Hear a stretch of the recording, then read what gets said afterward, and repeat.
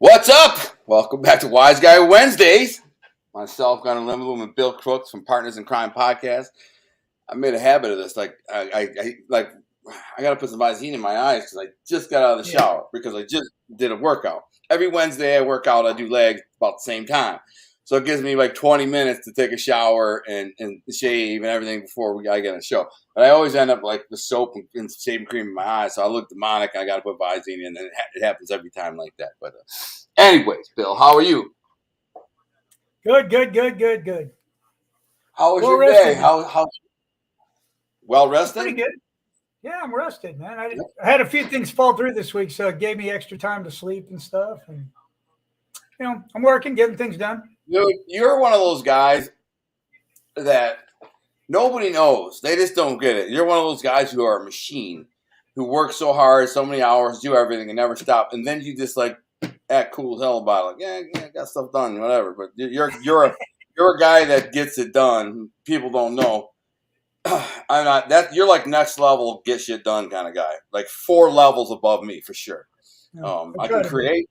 I can create things, but again, when you're thinking about building a business, which I am right now, our future business, kind of an amalgamation of things with the apparel and TV production, other things. And I'm thinking about. I watched these Patrick Bet-David videos. You ever watch him, Valuetainment? Yep.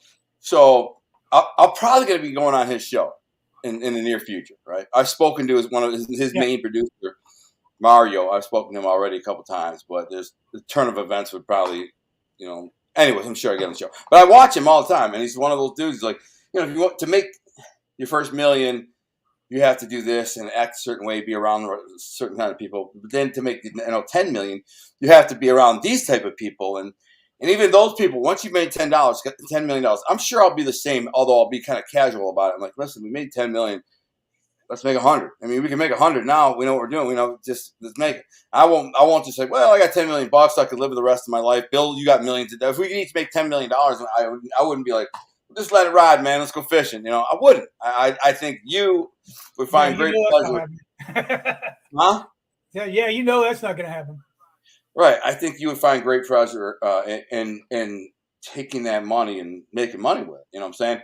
Whereas I'm not good at that. So that's why I would say, and I'd be like, listen, I'm going to pay you as well. Like, you're going to get paid like really well. That way you perform. That's how you keep. That's what a lot of people don't know in terms of like the corporate America and the C-suites and stuff.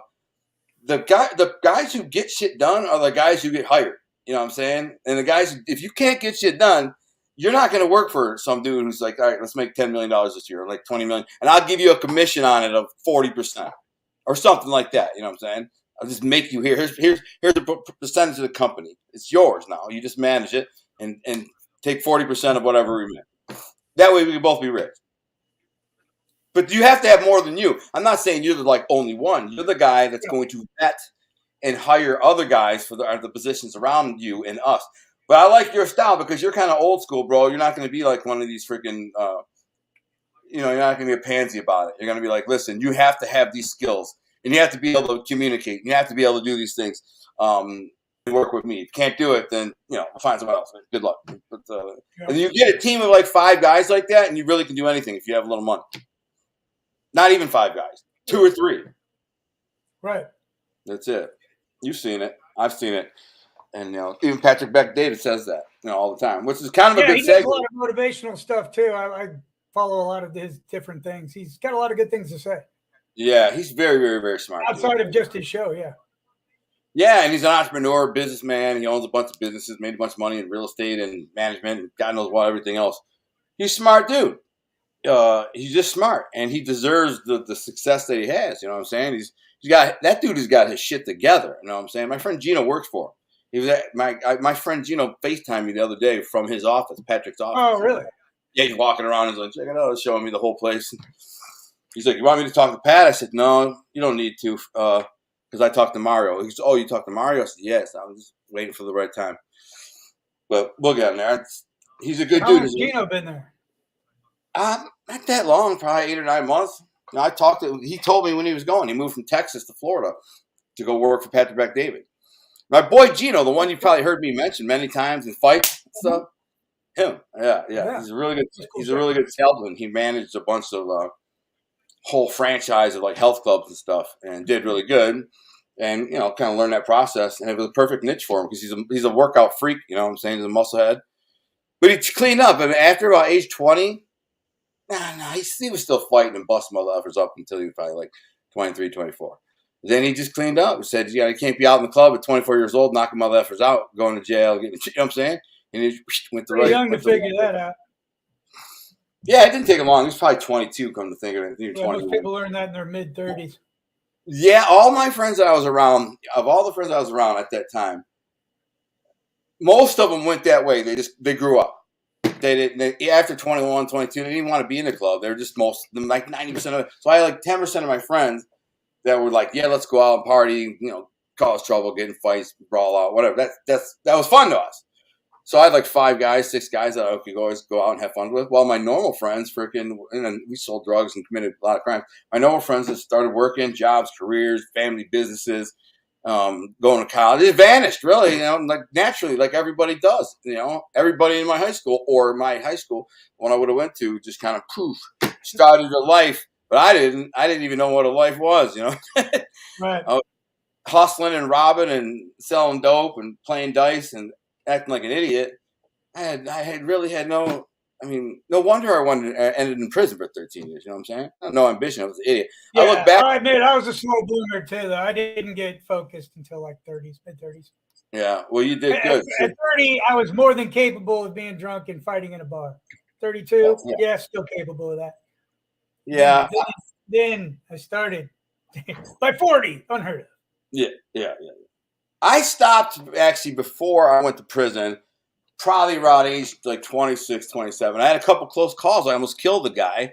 Like I knocked the guy out, and dude, he hit the ground, and I thought I killed him. He was out for 45 minutes. So that was like, that made me, whoa, you know what I'm saying? I started thinking about it. And then I heard another guy who got killed that way. So some guy I knew hit a dude and knocked him out, and the guy hit the ground and he died. So I'm starting to be like, by 27, I'm like, man. But the thing is, to be perfectly honest, by 27, all the clubs that I went to, basically everybody there knew me. So there wasn't like a lot of, fresh meat coming in there looking for fights. I mean, there always was, but it wasn't like when I was younger. Like, you get crews from all over the suburbs to come meet and hit these clubs. You end up getting a fight. Yeah, I never went to a club looking to fight, to be clear, but I kind of did. I'll be honest, like with you. Here's the thing. Wasn't like that at all. I hated the bullies, right? And I hated those fake tough guys you see them in the clubs, all puffed up on steroids, walking around, freaking like smacking each other, wrestling and crap. I don't like those guys. And if I go to the club, and this is how I operated, I do a couple laps around the club looking for girls. I hit on a couple of them, the hottest ones I could find. I hit on them, maybe get a number, maybe not. But if there wasn't a bunch of hot girls in the club, I'd tell my boys, I said, let's go to another club. And that, like, half the time they would go, oh, come on, Al, man. I'm trying to hit this waitress right here, man. Just having a drink. Waitress is not going to give you no time, dude. She's freaking playing you because she wants you to spend money. Anyway, so then you don't leave. I get mad. Eventually, I get to the point where, like, listen, I know how to get us out of here. So I would just say, and pick out one guy, usually some big bully buff looking mother effer that I don't know. And then I'll go, bang into him and knock his drink out of his hand, something like that. And if he gets tough, I knock him out. The bouncers run over and like, come on, Al. And I go tell my boy. Yeah, you got to go tell my boys, let's go. We got kicked out. Man, I probably did that like 10 or 12 times over the years. It's not really funny. It's stupid, but still, I'd always pick an asshole. That's the thing. I always pick a guy that the guy everybody wants to get his ass kicked because he's acting tough. That's the guy I pick out. They usually were nothing. I usually just knock them out or just pummel them. Those big dudes are usually just pussies. Anyway. So Dan Moore's here. Nikki is here. I figured she would. I was going to let her know, but I need my freaking glass. I think I've already said this, but Nikki's the latest podcast I got up on Partners in Crime for the Extraordination edition. Oh, yeah. You didn't send me that? I've been waiting for you to send me that. Okay. It's same place. But I'll send it to you. I'll listen to it during the day when I'm working. I'm almost just send you it's about an hour 15, I think. Dude, if you did it for an hour 15, I know it's good. I don't care what it is. You did it. It's good. You know what I'm saying? Yeah, It's Nikki gonna be did a good. great job. I listened to it a couple times, and it sounded good. You made me sound like a freaking superstar. So I mean, you're amazing. Chuck's Chuck Norris Club. One day you will be an old man, and young men will pick on you. I am an old man, right, dude. And if a guy, listen, I'm in the point in my life. If I saw a dude, 99% of the time, I would be able to tell if that dude could beat my ass. So if I see him, I'm like, that's a dude you don't want. It's very rare. It's happened a couple times, but I'm just saying, I'm not starting a fight with nobody. Why would anybody start a fight with me? I mean, I would slap a couple people that have it coming, but that wouldn't really be a fight. Oh, It'll I will probably get. be intern with me. I get old, right. Like just because you're a little older, I'll be 50 in a couple weeks, man. I mean, it's going to be a while before the average 20-year-old kid could whip my ass. A long while. I mean, I just got done working out, squatting, and you work freaking 14 hours a day like a machine. Are you kidding me? You're a killer. You're like a freaking Navy SEAL, bro. That's the kind of dude you are. Of the corporate world. Yeah, exactly. Corporate Navy SEAL, bro. This isn't bad. But anyways, I look forward to we're building our company. So I wanted to do a show on side hustles. I'm fascinated by my wife showing me this TikTok thing, and all these kids are talking about they're broke and they don't got no money, can't find us something to do. And I'm like, damn, dude, I had a million hustles like when I was a kid, little things that I did when I was a young kid. But anytime you could do anything, and the kids don't do it, dude. Like, dude, right now, just to put this out there, if you wanted to make side change of $25 an hour, maybe 30 an hour doing physical labor for concrete or a tile company, a roofing company, anything like that, you get a job tomorrow at $30 an hour for tomorrow, and stay there as long as you go to work, you get paid. They don't want to do it.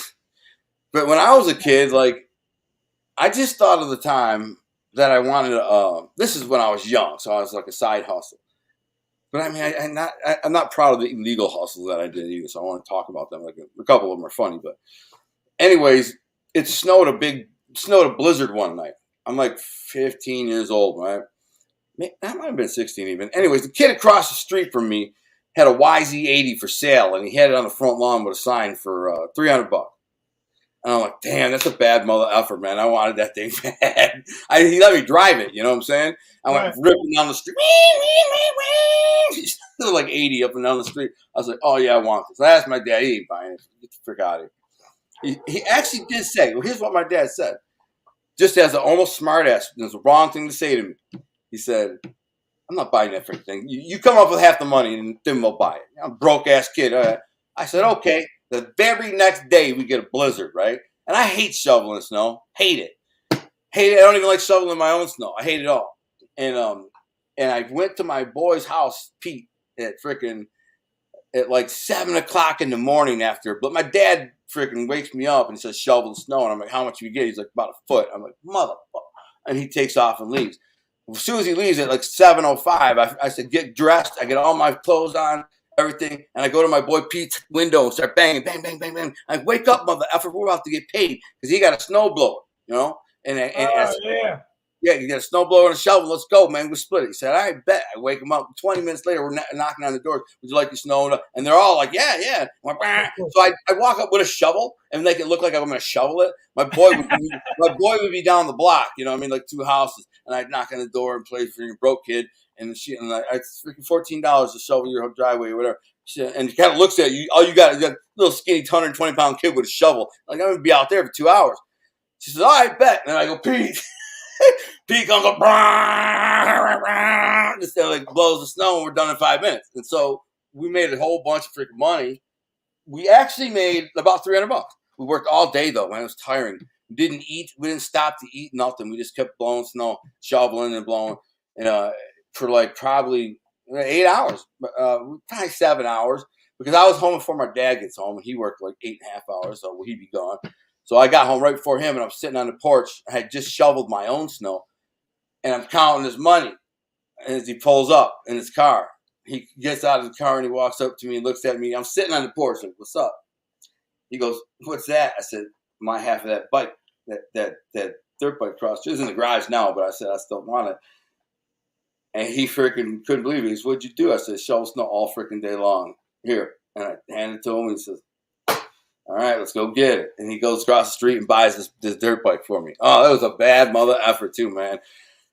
Because you could drive through the city about legit like 4 or 5 miles through the suburbs, to subdivisions, Yeah, they're all and connected. and you could get to a point where there were a series of trails that went between a few like subdivisions, and then you pop out at this place called the Spillway, which is 1,500 acres of this wilderness. It's got 2 motocross tracks in it. It's freaking badass. You just go back there and rip, dude. It's this huge chunk of land, like it's a freaking like a square mile is what it is.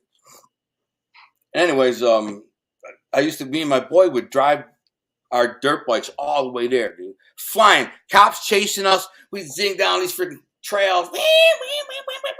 Dude, we're doing these things. Did like 80, man. They're fast as hell. Mine was a YZ80D that was made for racing. It was a racing bike. I don't really know the suspension and stuff had been upgraded for racing. I could barely hold on to that mother effort, but it was so fun. But my boy Joe, he had one, a real nice one too, and he's better on it than me. Like he could ride, he could really ride really good. I was okay, but some of them guys, and we would fly, and the cops would chase us. At one time, we cut through this big, muddy field. If you get across it, you get away. Me and Joey, it was just throwing mud, bro. It's like a foot and a half of mud. A cop chasing us. There's a cop with his lights on chasing us, and we hit this and go flying into this mud. It's about 200 yards of mud. Joey rips through it. He's gone. I'm like, I get stuck in the mud, right in the middle of it. The thing just, I'm going, just mud's flinging up, and I'm stuck. Cop gets out of his car. Yeah, exactly. Cop gets out of his car and goes, what are you going to do now, asshole? You know what I'm saying? And Joe, like a freaking G, shout out to Joe Jude if he freaking ever sees this, he came back on his bike, which was like, it was a risk. You're going to get stuck like me. And he still came back, and he freaking helped me push my motorcycle out, get me going, and it took off. And the cops yelling, I don't care if you guys go flying. I don't care if you're driving. Just supposed to be ripping mud up and down the street at 80 miles an hour. And we're like, dude, how do you not do that? We're covered in mud. As soon as I get across this thing, I'm hitting the road, and I'm gone at like 70. Mud's going to be flying everywhere. Anyways, he never caught us. It was funny. But that was one example of a side hustle. And there are other ones, too. Do you have any side hustles when you were a kid? Oh, yeah, we did all that. We shoveled walks, man. I cut grass. When I was really little, I would trim grass. And I don't know if you even remember this. Before weed whackers, they had like a hand scissors. Like the scissors would go, sideways. You can't see my hands, but scissors would go sideways, and you had this thing, and you had to sit there and clip. I would do that. Anything, man. I would do anything. And then painting fences. You could painting fences is the racket. Yeah, I stained a couple fences. Yeah, something, man. Why do kids they want everything? They want things, but they don't want to work for it. I mean, our parents were cut. It's easy now. I mean, it's easy now, real easy. There's a lot of money. So much money around. Everybody paid so much. I got a kid starting at my new place. Basically, not really. I wouldn't call him skilled, honestly. I think he's coming from a sandwich shop, man. He'll probably start at $19 an hour. Yeah, and make a lot more. Listen, if he knows what he's doing, if he's a smart kid and he's ambitious and sees if I apply myself and can make these people more money and alleviate some of the work for other people, they're going to want to pay me more to keep me here. Do whatever you can do for the company, for the greater good, so that company goes, dude, I want to pay him more to keep him, because if he leaves, someone else is going to get it. You never know. First thing he said to me, though, when I came in, I guess I look old. He goes, look, I know everybody my age is stupid and lazy. Please don't hold this against me. That's what he said? But I walked in the room. As soon as I walked in the room. Why did he think, how old is he? I'd say he's probably early 20s. Of course, he's going to look at you and know that you're going to look at him like he's a freaking lazy bum, because 90% of the kids his age are lazy bums. And then people listening to this, like, there'll be there will be people who hear me say that, and they'll be like, man, I ain't a bum. But, like, if you want something, do you go work for it? Or do you go hustle for it?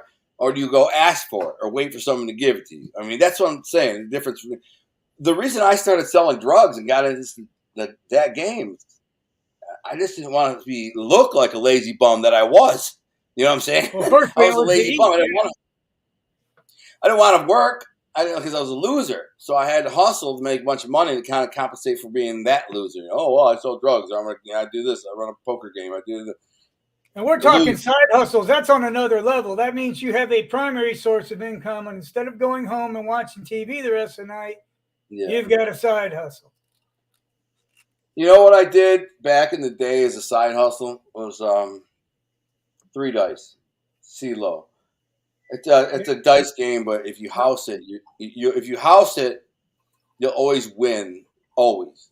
But a lot of people don't like the house because you got to match all bets, and if you got some big players at the table, you don't want to cover freaking $4,000 in bets if they lose, if they win, right?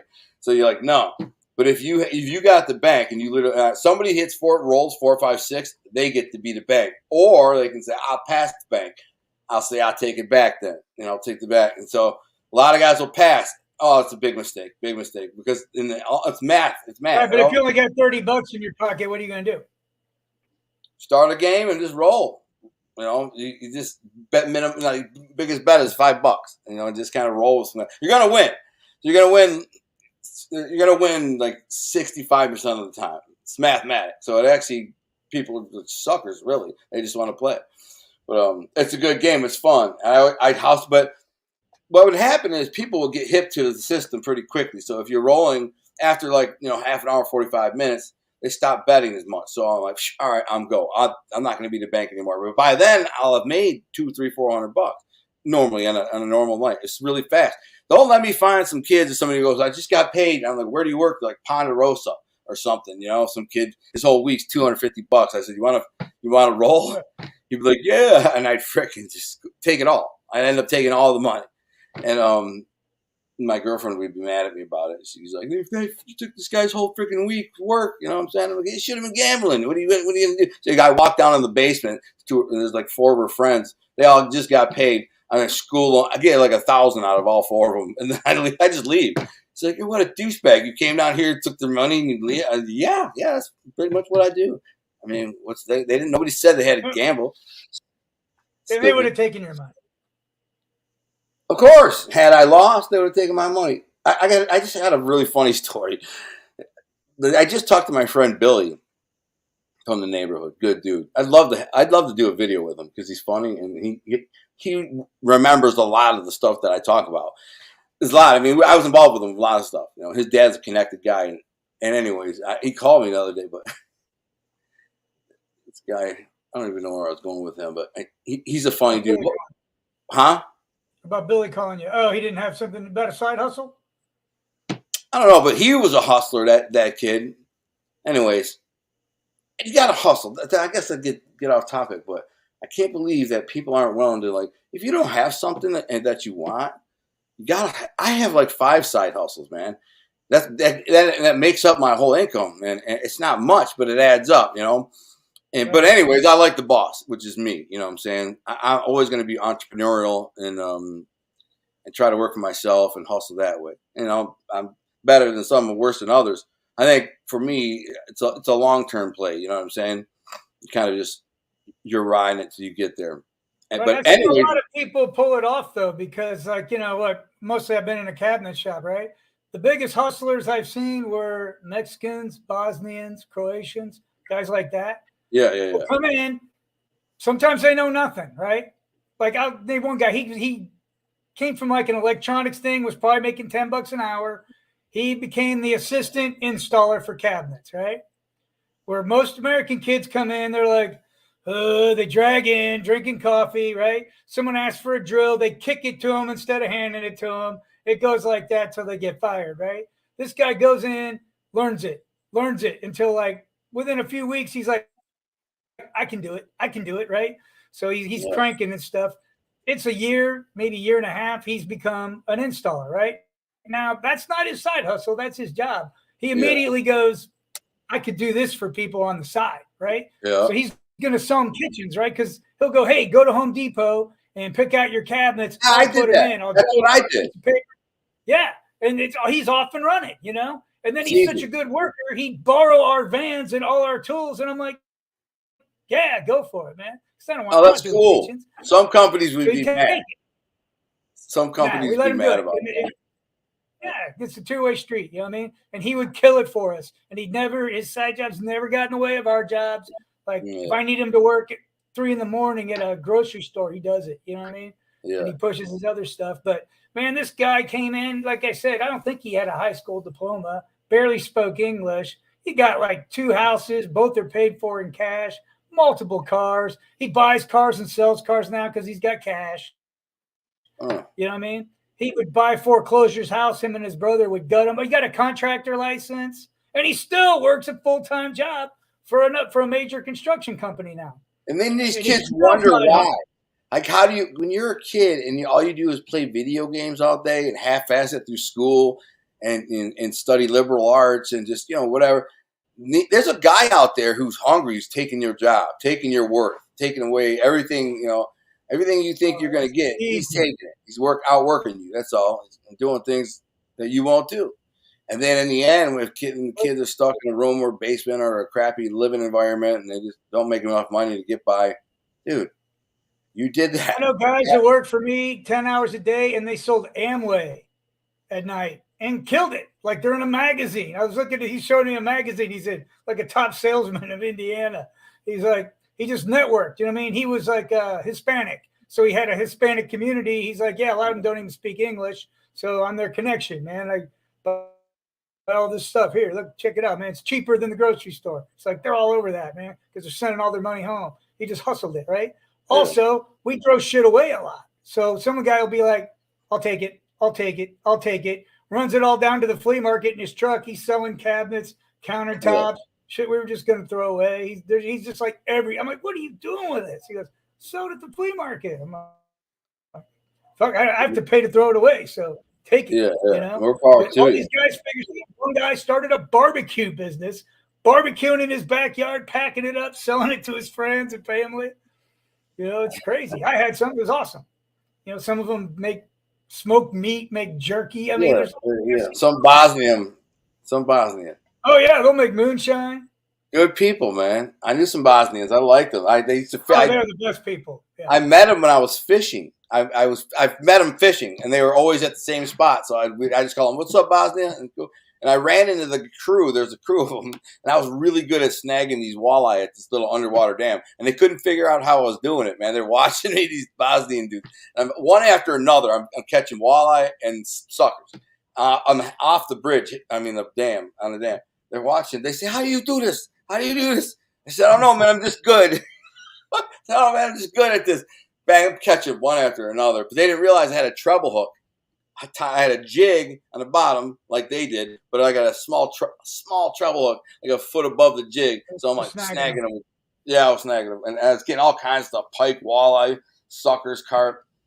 Anyways, the weird part about that was a couple years later, I was young when I met them guys too. I knew them all over the years. Like fished in the same spot by the spillway there every year. To go there to catch walleye and sucker stuff. And I probably knew them for like 5 years, and then I didn't go there for a year or two. Whatever I was doing, I was hustling, and then I was in the Dam Store. It's called the Dam Store in Oscoda, outside of Oscoda, Michigan, here on the Saddle River. I'm walking through just to get bait or something. I'm fishing. This is the middle by my dad's house. My dad only lives like 5 miles away, up in Oscoda. I freaking walk in and it's just these Bosnian dudes there, and I'm like, "Bosnia." They're like, "What's up?" And they're like, "What are you doing here?" I'm like, "Going after these salmon." They're like, "Us too."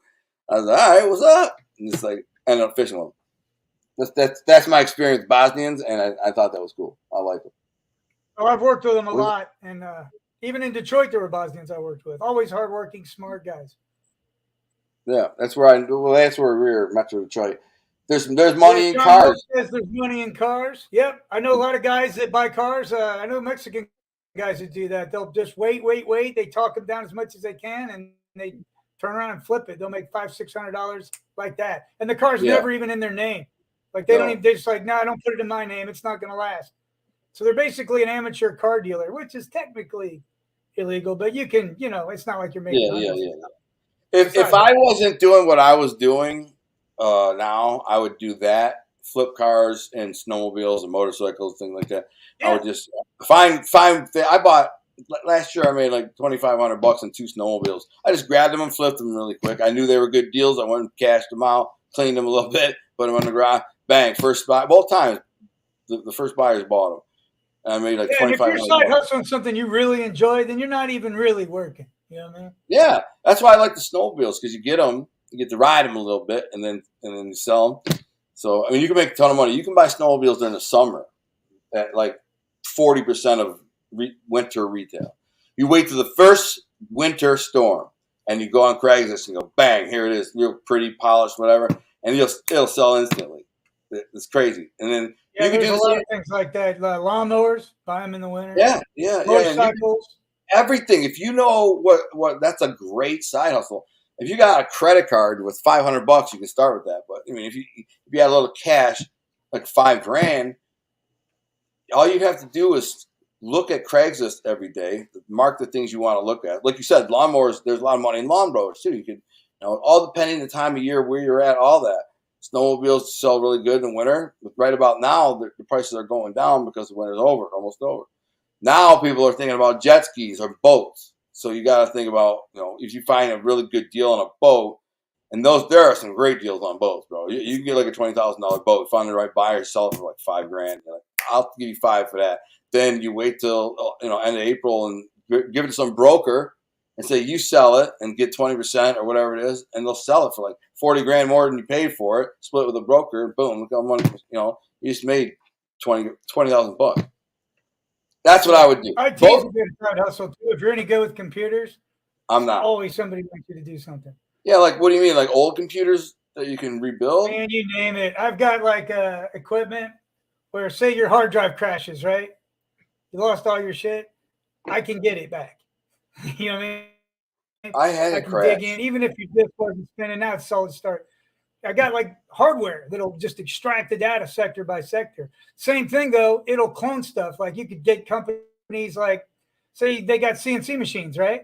And you're like, what if it crashes? They're like, what do you mean? I'm like, what if it crashes? Like, we have an IT, so how long are you gonna be down? They're like, I don't know. I'm like, I got something that will make you another one, or I could build you a whole computer exactly like that is now. So when it crashes, you unplug it, plug your new one in. It'll even be networked the same way. It'll have the same IP address, everything. They're like, oh yeah. I did that stuff till I got tired of doing it. Like all kinds of stuff. Crazy. We'd buy like a computer that's like $1,200, and I just pick it apart, look up all the serial numbers of everything, and it turns out you can build it for $200. Right? Now you're in the business. Did you do that? Yeah, I've done all kinds of stuff.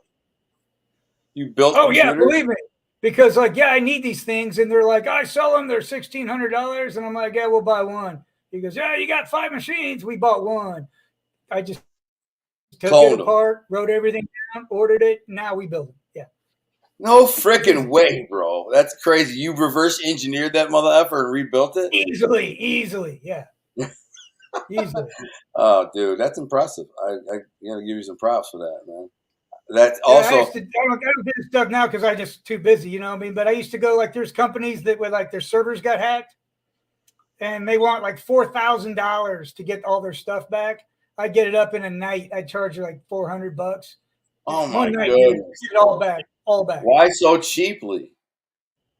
Because I didn't even know. They tell me later, like, man, this place told me it was going to be thousands and thousands, and it would take a week. And I'm like, dude, I just didn't sleep that night, but because I got to get back to work in the morning. But I just go in there, boom, boom, boom, computer. Do you hear that, people?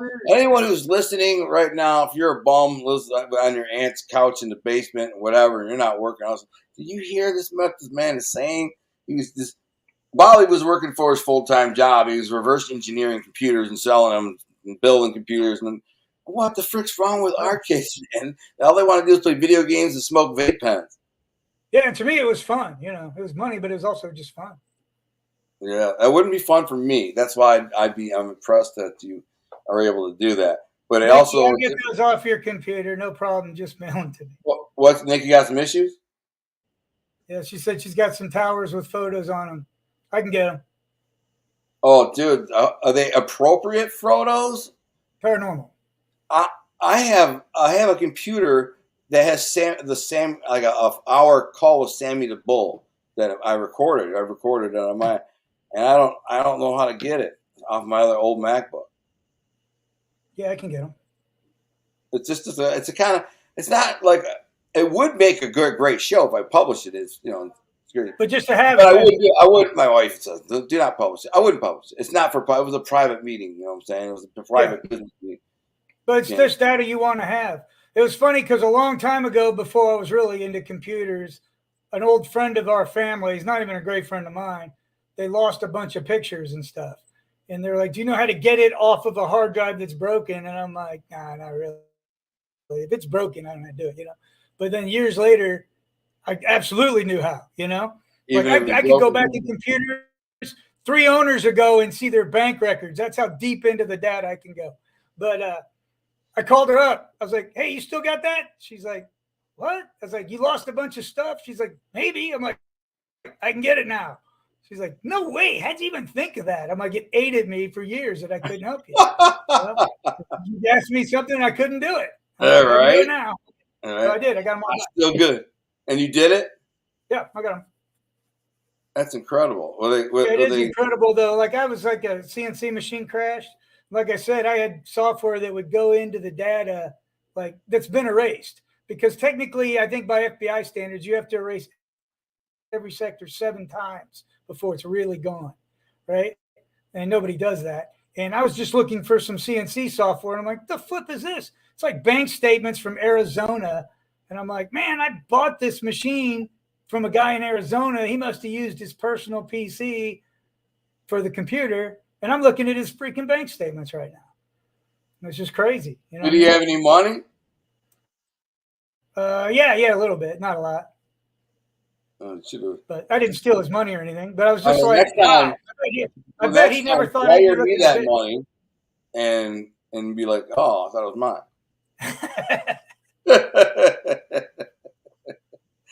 That's funny. It's funny. There's tons of stuff you can do. That's scary, man, that you can do that. Like, even after you delete, I delete stuff all the time accidentally, and I'm like, man, damn. Videos. Especially if you just deleted it. Like, I mean, it may the storage location, maybe it happened to get overwritten, but usually, you know, there's that and there's the redundant file. There, you get it back, and you can get a lot back. Even on my There's phone, places that'll charge you thousands to get it back. Even from my phone. What? From my phone. From your phone, you can get it from your phone. That's crazy. I got a lot on his phone. I erased a lot of phone. I've erased a lot of videos and pictures because just for space wise. Are those still available? They might be. You know what I mean? If they haven't been overwritten. But like if you just wanted to wipe out your hard drive to make sure you couldn't do it, the FBI has like a protocol. It's like 7 times. There's software that will go through and overwrite, like say put X's, for lack of a better word, over every sector 7 times to make sure that your data is gone. I used to have software that did that would corrupt your drive to where it was not retrievable and stuff. Why did you have that? Companies, you know, out of my league, they'll take your hard drive, the old disk kind, like the SATAs, they'll take it apart, say it doesn't spin anymore, you can't read it. They'll take that sucker apart, that little thin floppy disk thing, and they'll turn it manually, and they'll slowly read the data off that. And I've had them give me stuff back that I thought was completely gone. And they're like, now sometimes people even drill them, and we can still turn that and read the the data on it. How do they do that? That's what they do. That's their thing. But there's there's like the old discs have like layers of little discs, and they take those out, and they're redundant layers. So there's the file stored in more than one place. That's part of the check system of data storage, is it's comparing it to another one and making sure they're the same. And that's how it knows you have integrity. So they'll find one of those, and they'll, between them all, they read them and they get them apart. I've had them do it for me on some really critical stuff. That's crazy. It's a couple $1,000, but you ship. I think they're in Chicago. You ship it to Chicago, they ship it back within a week. If you really need it, you can pay like $10,000 and they'll have it back overnight. That's crazy, man. It's crazy that people do that. They can. Yeah, like I said, there's guys a lot more savvy than me that make a living doing it. Nikki says, Bill's a freaking genius, I swear. Yeah, I but think I'm a normal guy. not Anybody really. can Not do this really. stuff. I couldn't do it. I'm telling you right now, I couldn't do that. What do you mean? I mean, just my head would explode, bro. Just It starts anything. with a genuine interest in it. If you don't Yeah, have that, you just don't want it to. exactly. I'm not. That's what some people get off on. Everybody's different. I always say that people are wired Right. differently. To me, you doing that and enjoying it, getting to do that is like me, like working out or doing something I enjoy. You know what I'm saying? Hiking or Right. something in the wood. So it's a Yeah, like I've hobby. never repaired a transmission. It's never interested me, but I'm sure I could. Exactly. Right. If I Yeah. put myself. Exactly. I couldn't. I mean, I could only if I absolutely had to. Let's say I had no one there to fix it, and I absolutely had to fix the transmission. I think I could figure it out and fix it, but not something I'm good at. That's for sure. I mean, I'm not. Yeah, if I was I'm 20 a, miles from last call without an Uber, I would fix it. yeah, exactly. You're the kind of guy who would fix that. That's what I'm saying. You're a problem solver. That's why you'll make a great CEO, a great leader. And another thing to make you a great leader is that you're just a good dude, likable, honest, good dude. Some people won't appreciate your personality. I'm sure you get people like that, here and there. But for the most part, I think everybody loves you. So it's a good leadership quality. Yeah. So what can these freaking kids do, man? Why? What is the deal? They have no side hustles. You talked about yours building computers stuff. Mine was flipping, like anything from snowmobiles to dirt bikes to crotch rockets to cars. Really anything. You could start with $500. Young girls have figured out that they can, put on skimpy clothes and dance around on Oh yeah, TikTok. And OnlyFans. Yeah, so that's the latest OnlyFans, it's hustle. a side hustle. Yeah, I mean, OnlyFans is side hustle. It's a disgusting thing, though. I don't condone it. I think it's disgusting, and I wouldn't even talk to a girl. She's like, "Oh, I got an OnlyFans page." Yeah, nice to meet you. Goodbye. That's it. I wouldn't. And I know what's happened is they turn their using their bodies, masturbating on camera to make enough money to drive a Mercedes and go look at me. I'm like, this won't last forever. So nobody's gonna want you 6, 7 years later when you're freaking burnt out, freaking chick. Anyways, some of them get rich off of that. I mean, I just can't believe this is the side hustle that women choose to do, degrade themselves, Well, I and mean, it's the just oldest profession, right? This is a step up from prostitution, in my opinion. yeah, it is. It Except is. that chick does a hand job in a dark alley, it's done. What you do online is forever. Oh, that's Your funny. great grandkids might be watching that hand job. That's why my wife will never allow me to use the video. I'm just saying, ever. Just saying. So, because you can't get rid of it once it's out. But It's a wise move, Maria. Wise move. I've tried. Trust me. But anyways, it is the oldest profession in the book. But I still find these young girls who turn to that's repugnant. I just no respect for them. I would never. I literally wouldn't speak a word. If a girl walked up to me and had a conversation with her, and the second she said she had an OnlyFans page, I would be like, oh, nice to meet you. Have a nice life. Next, I mean, just go to work. I wouldn't consider that type of person, what I'm saying, as any kind of match for me at all. There's a lot of simps. There's a lot of freaking weaklings and simps. There are guys who'll give them money just to see them naked and tell them they love them. All the girls got to go back and say, oh my God, you're so sweet. I love you. You're so hot. Anything. Boom. These suckers are Yeah, sending people are them money. different. There's guys that like to parade their girlfriends around. It doesn't bother them at all. Or they hook up with other people. Yep. But what about the simps All kinds of people. the simps on the OnlyFans? It's like they know there's freaking 25 other dudes freaking hollering at paying her money, and you're sitting there just giving her money because she's showing you tits. She's showing her tits to everybody. They'll do a show. I don't know. I saw somebody do a show.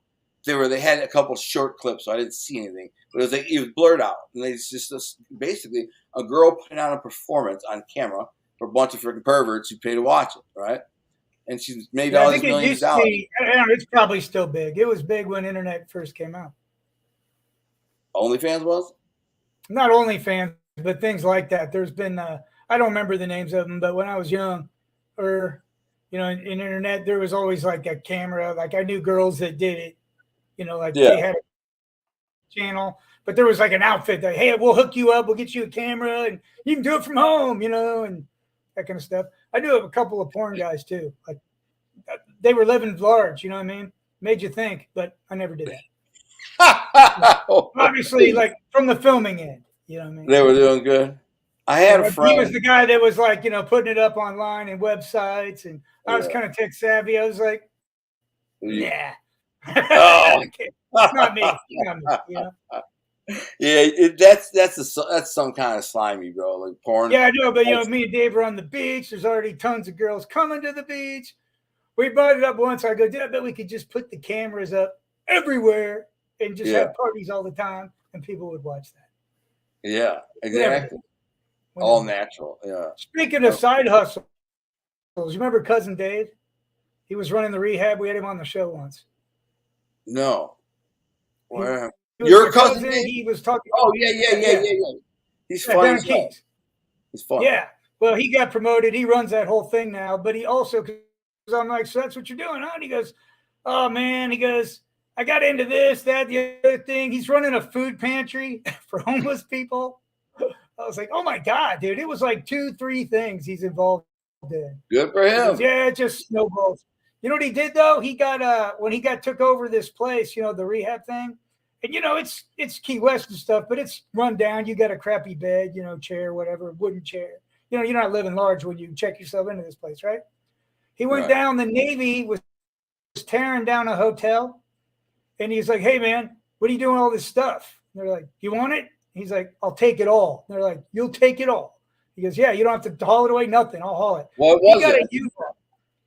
Chairs, beds, nightstands. And he's like, dude, they're brand new compared to the stuff we had. He goes, everybody's got a new bed. Everybody's got a new couch. Everybody's got a new desk. He sent me the pictures, and I'm like, did you have to pick it up? He goes, dude, my ass was in a U-Haul 24/7 going back and forth, back and forth, back and forth. 36 refrigerators. He went and got himself. Like hustled him over, doing this for the place that he runs. Yeah. He made a bunch of money. Yeah. Well, he saved his company a bunch of money. Yeah. But it's a not-for-profit. So he's just hustling. But he, of course he's on salary. He gets paid to run the place, but it was over and above, the call of his duty.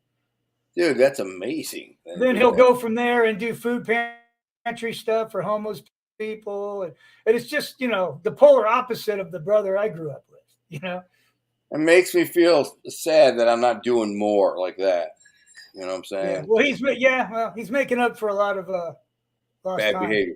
Yeah, but he's like, yeah, I'm just helping people get off drugs. I'm like, that's good because you spent like 2 decades getting people on drugs. He goes, yeah, I know, right? Because I'm trying to clean them all up now. Because I feel bad. I mean, he has a change of heart. Is he a Christian? Oh yeah, he's Catholic. I mean, because when you're Christian and you kind of make that turn, that's the only way. That's the only way you can go from being a bad guy to actually a good guy. That's with God. Yeah. That's it. That's the only way. You won't. He's like my dad's brother's kid. You know what I mean? We were raised the same. I like him. He's funny as hell. I hope he's taking care of himself. He's a little bit overweight. He needs to tighten that up. He's probably a little slimmer after all that hauling around, man. I saw pictures of him. He was sweating, bullets. So what's he doing with it all? Selling it wholesale? No, he populated the drug rehab. Oh, thing with it. Like got rid of all the crap that they had to have, and now everybody's got a nice place. So when you're like, I'm going to get off drugs, I'm going to check myself into this place, right? Yeah, nice. So the way I understand, if you check yourself into Dave's place right off the bat, no bullshit. You can only be in that room at night. During the day, you're out looking for a job. You're not going to be here. He's like, by 8 o'clock, you will have had your breakfast and you will be out of here. You don't come back until that night. You know what I mean? And then he does like around 10:35, he does a bed check. Everybody has to be in bed because he's like, if you're staying here, you're going to clean up. You're going to get a job. You're going to get your life back. This isn't a free place to stay. This is a transformation for your life if that's what you want. That's and if brilliant. It's not, he'd boot him out. Yeah. Ghetto Press Production says, Gunner looks high as fuck. That's funny. That's funny. Ghetto Press Productions. Could you tell? for my headache, I decided to take a couple of puffs from a joint, I couldn't tell. and it actually helped. It actually helped. But Ghetto Press Production goes, Gunner looks high as I caught it. yeah, can't even open his eyes. No, man, my eyes are always like that, bro. The light in my eyes does that. But yes, I am. And I just got out of the shower. My eyes are all jacked up and shaved. Got soap in my eyes. But Yeah, I always felt it looked like that because it's like I don't know how many hours I've been up, but I'm tired. you are. I mean, I'm just saying my eyes are always squinty because of the light. I don't do well the light. I have Yeah, an this eye time of injury. night, my eyes are always half closed. Yeah, I have an eye injury that makes me a little bit messed up. So the bright makes me squint, and I get used to get injections in this eye. I got like 27 of them over the years, over like I don't know 6 years or something, and 5 years. I don't remember exactly how long it was, but it was like 27 shots in my eye. You don't forget those, trust me. But anyways, so my eyes have always been sensitive to light. So it's weird. In here, I got this freaking lamp with these 2 bulbs in it. It's like But yeah, man, I'm hot, Craig. He's on that fatu. Nikki, get him. He's sober. I just totally proved her wrong. I mean, I don't smoke pot very often. Very often. Like once, probably 6 months since I smoked it. Yeah, But you're not a big drinker either. no, so I took like 3 hits of a joint because my headache. I had a headache all day. And it did help. Yeah, And it's legal in Michigan. totally legal. So, I mean, and Isn't I that have crazy? If I did it here, I'm a criminal. It won't be for long. They'll make it legal because they're making so much money on it. Yeah, we just started selling beer on Sundays a few years back. Yeah, it's true. But the money, they're going to see the money. Somebody's going to start putting them out. Like, Michigan makes freaking, $4 billion in revenue, tax revenue every year from pot. Really? Yeah, it's a lot. It's a lot. I don't know if it's that much, but it's a lot. That's a lot. It's a lot. Pot's overpriced. Yeah, the pot industry is huge. The government probably does take multi-billions from Michigan in tax revenue. It's huge. All those dispensaries are getting shaken down, bro. They're all getting hammered. Yeah, I know. It's ridiculous. The expensive, it's so high that people are It's still like going to it's like 60% of their profit. 60% goes to the government between the permits, license, and all the freaking hoops they got to jump through. So but still, the 40% left over is still making them a ton of freaking money. Greedy bastards. I know the government's the one who's greedy bastards. They make it almost possible. Oh, dude, if you knew the process of how they issue these weed licenses, oh my god! So people can submit, and it costs $15,000 to even submit to try and get it. Yeah, I got buddies for that different have a locations. in Michigan. Yeah, they got different locations they approve, right? Maybe 2 or 3. So they're gonna have 2 or 3 dispensaries, or maybe a guy could do 2 in a certain. Anyways, they tell you get so many licenses. I mean, they make you. The guy I actually interviewed a guy who told me the whole process and how complex it is. But all these people are paying like licensing applications, but they don't pick them. They wait for they announce it and wait for like 2 or 3 years and let people just keep throwing licensing. I mean, and the person who gets it is always the person who kisses their ass the most and promises the most money to them and kickbacks and favors. I mean, that's exactly how he explained it. He's like, I had to put $20,000 a year in donations to the school district where in the city my business is in, my dispensary is in. I interviewed the guy.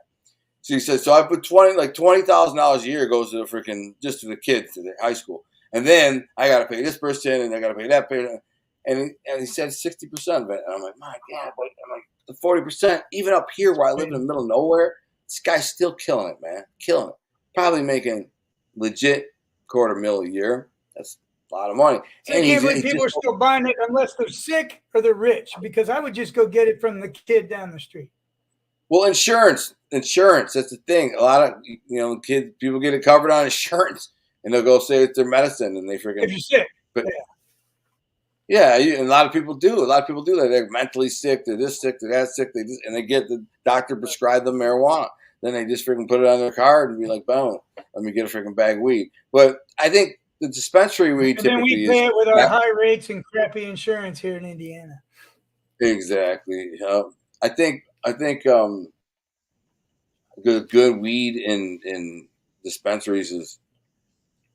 I think it's super corrupted, to be perfectly honest. Like, it used to be where they test the weed before they are allowed to sell it, and it's it has to be this much THC, it has to be this that whatever. I don't think they're even paying attention to the tests anymore. I mean, the guys are like, listen, I got 200 pounds of Kush, man. You want it? And the dispensary goes, I'll take it, and they buy it and they sell it all throughout this. Nobody. They're not even submitting it to the weed gods of the state who are supposed to. They're not even submitting it. They're just pumping it. And at first, everybody was real leery about doing that, but people started doing it more and more and more. And now they're just wild with it. I don't even care. All the weed is coming through the dispensaries is coming off the streets. It's just they're not. Yeah. It's not coming from a designated dispensary that supplies that particular or grow that supplies this dispensary. If you just come to the guy running the place or owns the place and they're like, I got 200 of this, I got 200 of that, they're like, yeah, take it, boom, boom, boom. They put it on the shelf and they blow through it in like freaking 2 days. So they just keep doing it from week, month, whatever it is. And God bless them, but. It's a dirty racket. I know that. Talking about side hustle, dude. You gotta be a sycophant. I don't know if you know what a sycophant is, but look that up. You basically gotta kiss ass and bribe and suck up to the right people for like 2 to 3 years, and then they'll be like, "Here's your license," and then you open your dispensary, and then you're, They should just open it up, man. It's not a bad racket. I'm just saying. I feel like I just don't like the way it's being run. Right, exactly. Oh, dude, the way it's being run is horrible. Are you kidding me? The corporate is taking it all over. They've muscled out all the little guys, even the middle-sized guys. You know what I'm saying? These corporations own all these grows now. They kind of monopolize these huge grows. And the only thing good is it didn't hurt the guys that were growing pot. They all thought they were finished when it became legal. They're fine. No, they just drive. The prices have been driven down by more supply than demand. So that's how it works. Gets to the point where now I know guys. I can call 2 or 3 guys right now and say I need 150 pounds, and they'd be like, "Where do you want it? When? Really? Right now? Oh yeah, easy money." And yeah, I even had one of the guys called in my show. I did a show with him. His name is Wetzel. While he was on the show, he sat on the couch, and behind him he had, I think, 50 pounds of weed. He's like basically kid from my neighborhood that I knew. We did a little recording, like a show, and he's sitting there with 50 pounds of weed next to him. It's pretty funny. But anyways, this guy. Yeah, that was his backdrop. A bunch of weed. He was laying all over the couches and mounted up. He's a funny little redheaded dude. Just a funny little character. That'd be a good side hustle. You're the pot tester. Yeah. I mean, ringing the doorbell. Yeah, I'm here to test your weed. You're like, dude, you were here like 10 minutes ago. You just left here. Like, what? I'm here to test weed. Like, you just left here 5 minutes ago. You already tested the weed, man. Must be good. I thought you looked familiar. Right. What other side hustles with these kids though? What other? King Scooby, what's up? Kid, like, what say you when you have a kid? Is he side hustle? Oh yeah, okay. Well, remember I sent my kid to military camp, right? Remember that? Yeah. He was acting up. You think that had a good effect? From Mexico. Did you think that had a good effect on him? Well, let me tell you. He went there and they took his cell phone and they regulate their meals. They can't even have lemonade, right? He's like, now you drink water and blah, blah, blah. So intern right off the bat makes friends with people that work in the kitchen and he gets lemons, right? And so he's making lemonade in his dorm room and stuff, right? And then there's MPs, though, that are supposed to make sure you don't do that stuff. He figures out they're not really like military career people. There are kids that are like him because they're going to end up in an orphanage or go to this camp to clean up. So they go to the camp. So they're easy to buy off, right? So next thing you know, intern can get you lemonade. He can get you food. He can get you extra meals. And then pretty soon he could get you cell phones and all kinds of stuff. So he had side hustles left and right. And when I left there, I could tell like most of the parents were getting like hit up like, hey, you should send your kid here all year round. Think of the difference. Dude, that guy wouldn't even look me in the eye. You could tell he didn't want him. He was just like, oh my God. He was like, yeah. That's And fun. when I first got him there, he told me he was going to straighten him out. Then later on, he's like, "Yeah, take your kid Right. and get out of here." Yeah. Good luck with that. Yep. Yes, it didn't work. So, and you paid, like, how much money was that? Like like $4,000 or something? Yeah, something like that. And you Oh, have to fly him there, you know. yeah. But I still think there were things that were good about it. He knows I mean business. He knows you mean business. Yeah, because it's not a bluff. You know what I mean? And like he was still rather. He missed a wedding. He missed a family wedding being down there. He missed the 4th of July being down there. But you Oh, know, I think he got certain things out of it. Not all of it was positive. But would I do it yeah. again? I don't know. Probably not. I say you lock that kid in there. Bye, Josh. You in there for real? Like, you don't even know if you're coming home. Yeah. How would you Yeah. like that? Better act right, Josh. I'm just saying. But yeah, Up he in is resourceful. That's why I think, like, despite his bad decisions, in the end, he's gonna be okay. He's not gonna starve. No, that's the thing. It's not. I mean, you hopefully, but even that type of experience can have a positive impact. But kid like Yeah, him, there's hard to break. Hard. It's hard to break. I was like him at his age, but I was a stupid knucklehead, and look where I ended up. So this kind of where I'm going with this whole TV thing too. It's like, right. And there's only yeah, so much you can do at some point. It's like, look, if you're hell bent to do this, good luck. right. I God knows actually, I've laid it out as well as I can lay it out for you. You know. yeah, for him, Yeah. yeah, yeah. There's only so much you can do, but you got to keep pushing on. That's it. Right. In the script that I'm writing, uh, that's basically what he does. He's stuck with a knucklehead who thinks he wants to be a street guy, but no, not so much. But I look forward to telling that story. But damn, Josh, I guess he basically did what I would have done, probably exactly the same thing. So I don't know. I Well, mean, I yeah, I don't know know. people laugh at me because they go, "Dude, that's what you would have done," you know. And I was like, Yeah, exactly. He probably did it better than I would have. You know what I'm saying? I always had plugs like maybe. that. I was plugged in prison. One of the first things I did when I went to a new prison, first things, I'd walk in, I'd say, is there a garden guy who has their own garden plot, if it's summer and spring, fall, whatever. And then I'd say, I need a kitchen guy and a garden guy. And you'd find them right away who was working. And, I'd like, how much for your vegetables? And they'd go, oh, I got a tomato as a soap, and this is blah, blah. Everything's a soap. Where's the soap? And then selling cucumbers on. I'd be like, how much for all of it? And then you think about it, a couple bags of coffee a week. I said, done, bro. Here, 2 bags of coffee a week. Boom. They'd bring me a bag of vegetables, grow like fresh vegetables. I ate them every night. I did a video yesterday on YouTube, a 2-part video of me making a prison do. That's what we call them, prison do. But it's just a cook up. What we call it, the cook up.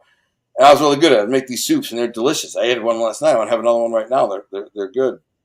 But anyways, that was where was I going with that? My side hustle. Yeah. But that's the thing. You got to look at who you are. Everybody has different skill sets. Like you go on the Yeah. internet, they're like things you can do to make money, whatever. Just look Uh, around. You know what I mean? There's always something. Like yeah. what was it? Henry Ford? You know how he got going? Was he worked at some place and they were throwing the crates out, like the pallets? Mm-hmm. He was reselling the pallets, you know, the crates and the pallets. That Yeah. and Yeah. there was Depression era stuff. So that's how he got going and started the car company and stuff. He started off just taking the shit they were throwing away and hustling it That's off the side. crazy.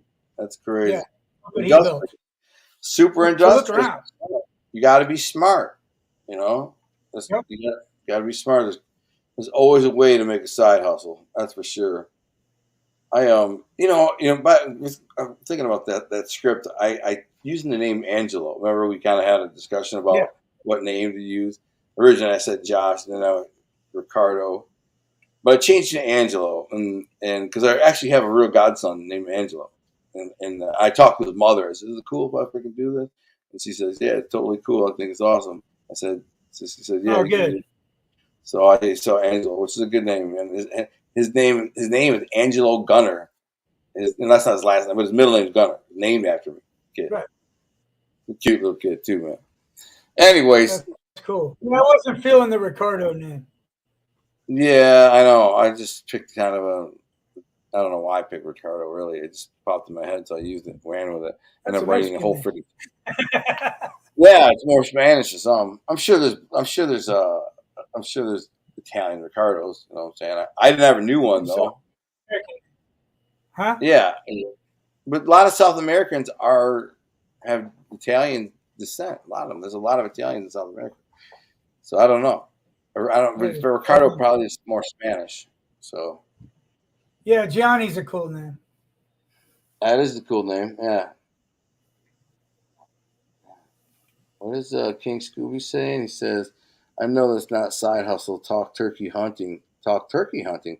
Oh, dude, there's a bunch of turkeys out here. Last couple of days, bunch of big turkeys walking by. They're in there with the deer. I've been feeding the deer every day. If I have like 10 deer coming right into my middle of my yard, like 30 feet from my house, and I give them some horse food, and they're all super happy to have some little crumbs to eat. It's nothing to eat, and then now you can walk out in the garage; they'll look at you. These deer are 30 freaking feet from my house. There's a bunch of them.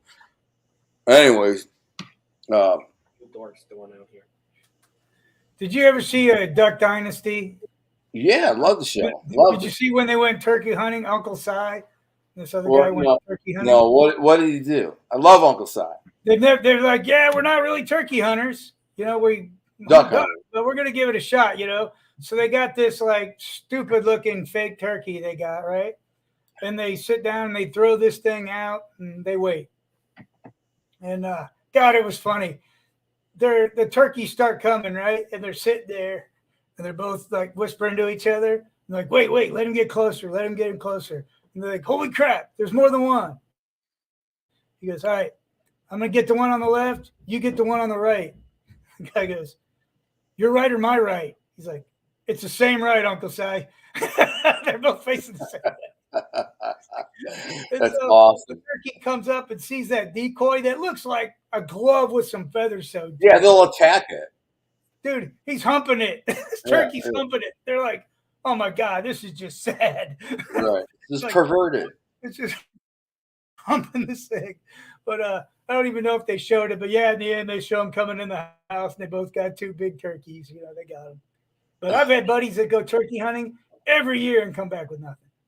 Oh, I know. I've only been hunting one time. A guy who's on my Facebook kind of follower. I mean, a YouTube follower, and was following me on Patreon.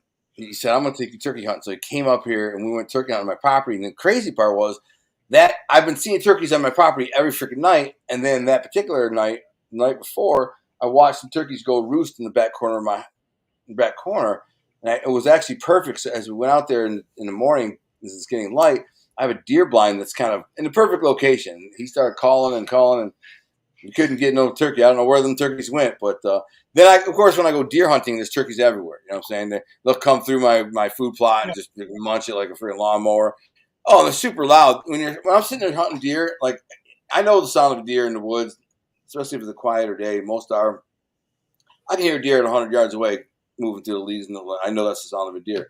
But then you start to hear something else, and it's really loud. So two things can sound like this: a bunch of deer moving fast, or turkeys who are moving slow. And all you hear is it gets louder. And after like 5 minutes, you're like, "This is the freaking turkeys." And you look down, and they're all in single file line, like 10 or 12 of them. They're just crunching through the weeds, and then they would all start to fly up into the trees with me where I'm hunting, like literally landing in a tree I'm hunting or the tree next to me. I got great video. I could have killed a freaking million of them, but it's Yeah, funny, can't you man. kill him or is it not in season? No, I could have killed it. I just like, Kentucky's good eating. I know. I just cleaning them is a pain, bro. Cleaning them is a lot of work, dude. And I kind of like them. That's what I'm saying. I had two of them had landed on this branch right in front of me, maybe 20 feet, and they were right next to each other. And I got them in my crossbow, in the scope. And if I pull the trigger, I kill both of those in one shot. Both. It go right through both of them, and I kill them both. And I got a GoPro right here. I beep, turn it on and just and I get this on the GoPro. I actually made that video. I was like, I can't do it. Then I got two turkeys to clean. They're so hard to clean. It's a pain in the I was freaking gonna ass. say, do you even got room for two turkeys right now? I do. I got freezers. I'd make room because turkey is good. Wild turkey is even better than real turkey, in my opinion, because it's got a little more fat to it. I've got some deer meat in my fridge. I got to get it cooked up. I got a bunch of deer meat still left, man. I got to make jerky out of it. I got to do that right away. As soon as it's more than 50 degrees outside. How do you make the jerky? I got a smoker or I use the oven. The oven works fine. You just slice up, take the deer and they're thawed out a big roast or thigh or shoulder or whatever, and then you just start cutting it, even when it's like thawing out, in the strips and pieces, and then you put it like across. 1/8 thick. What's that? However you like it. I cut some thin, I cut some thick. I like it thinner and crunchy. That's how I kind of like it, chewy and crunchy. So it doesn't take as long. Yeah, exactly. So I covered the rack. I got 2 racks in my oven, right? Then I put it on 250 degrees for the night. Crack it with a spoon. You season it before you put it on there, though. Put it in a big pot, and you put a bunch of salt in there, and maybe some garlic. Maybe a little like a little bit of lemon juice, salt, garlic, and just get it together. And then you put it on. You're rolling it in salt, or you're salting it. You're salting it. You're putting your hand in there and going, getting it out. It's gonna be like it's flour.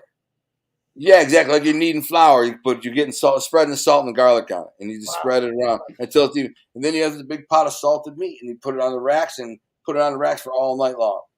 When I do a roll, lots of times I'll need 2 nights to finish the job because I can't do it all in one night.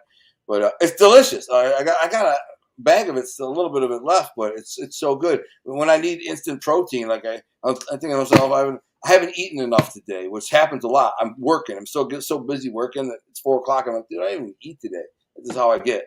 So jerky is good to have. Just go, chew onto a couple little pieces, like 50 grams of protein. I love deer jerky. I do too. Deer jerky is one of my favorite freaking things. I have some bunch of meat left from my buck, the buck that I shot. I still probably 30 pounds of meat. I got to do that immediately. It's getting old. It's over a year old now. The Bosnians went hunting and brought me a bunch of deer. That's why I got it. That's cool. Bosnians, they got down. They got some deer, huh? Oh yeah. Of course they did. They're gonna put in work. Got some deer moonshine they made too. Deer moonshine? No, it was apple moonshine. Yeah, I used to have apple trees on that property. Is it good? Oh yeah, it's good. But it's moonshine, so I don't think you'd like it. But it smells good. It smells like apples, you know what I mean? Really? Yeah, but the funny thing is, like, I'd go and just like the apples fall. They want the rotten ones. They don't want like the ones from the tree. They want them to be old for whatever reason. So I load them up in a bag, right? But they get infested with bees. Yeah. You know what I mean? So it's full of bees, but my guy and throw it in the bag, right? So I give him this bag, and I'm like, there might be some bees in there, And he's like, oh, okay. But he's like, dude, man, I freaking dumped this thing out in my garage. There's like 100 bees flying around and stuff. I've tried to warn you. Leave the apples for you? Come on. Right. I know. I pick all the apples off my trees. I got a bunch of apple trees, and I pull the apples off and put them in this wagon thing, and I leave them in my shed. And of course, the deer, I got a camera, and the deer come by because they smell those apples, and they'll get really close to the shed and look around. They won't go in there and eat them though. But I can get deer coming and going all the time. But anyways, I feed those deer. Rather than have them start to rot and go to waste and kind of, I've put the apples out for the deer, like space it out. But lots of times, it's still hot. It's still September, October, and it gets warm, and you got a big freaking bin of apples for a week. The bees start to get a bunch of bees, and they start to rot and whatever. The deer still eat some of it, but they like it fresh. They're kind of stuck up like that. And now they got nothing. They're starving. So, anyways, did you want to talk about Nikki's podcast when you got out a little bit, if you want? Yeah, check it out. Me and Nikki worked on it 2 weeks ago. I spent at least a week and a half editing it and stuff. But it kind of mirrors her book, The Fire Within Me. And she just did a great job. But I put it together with subjects. You got to hear it because a lot of the stories because she did them on a radio show and stuff. Yeah. So you'll hear an interesting spin on it. It's the same thing you've heard. You'll recognize some of the stories, but with the background noises and the sound effects, the music, like I really spent a lot of time just getting Let's the go. getting the background music to crescendo at the crescendo of her story. And Yeah. Wow, that's I cool. enjoy listening. I look forward to Before listening. that, I did Call Your Landry. Same thing. I mean, really cool.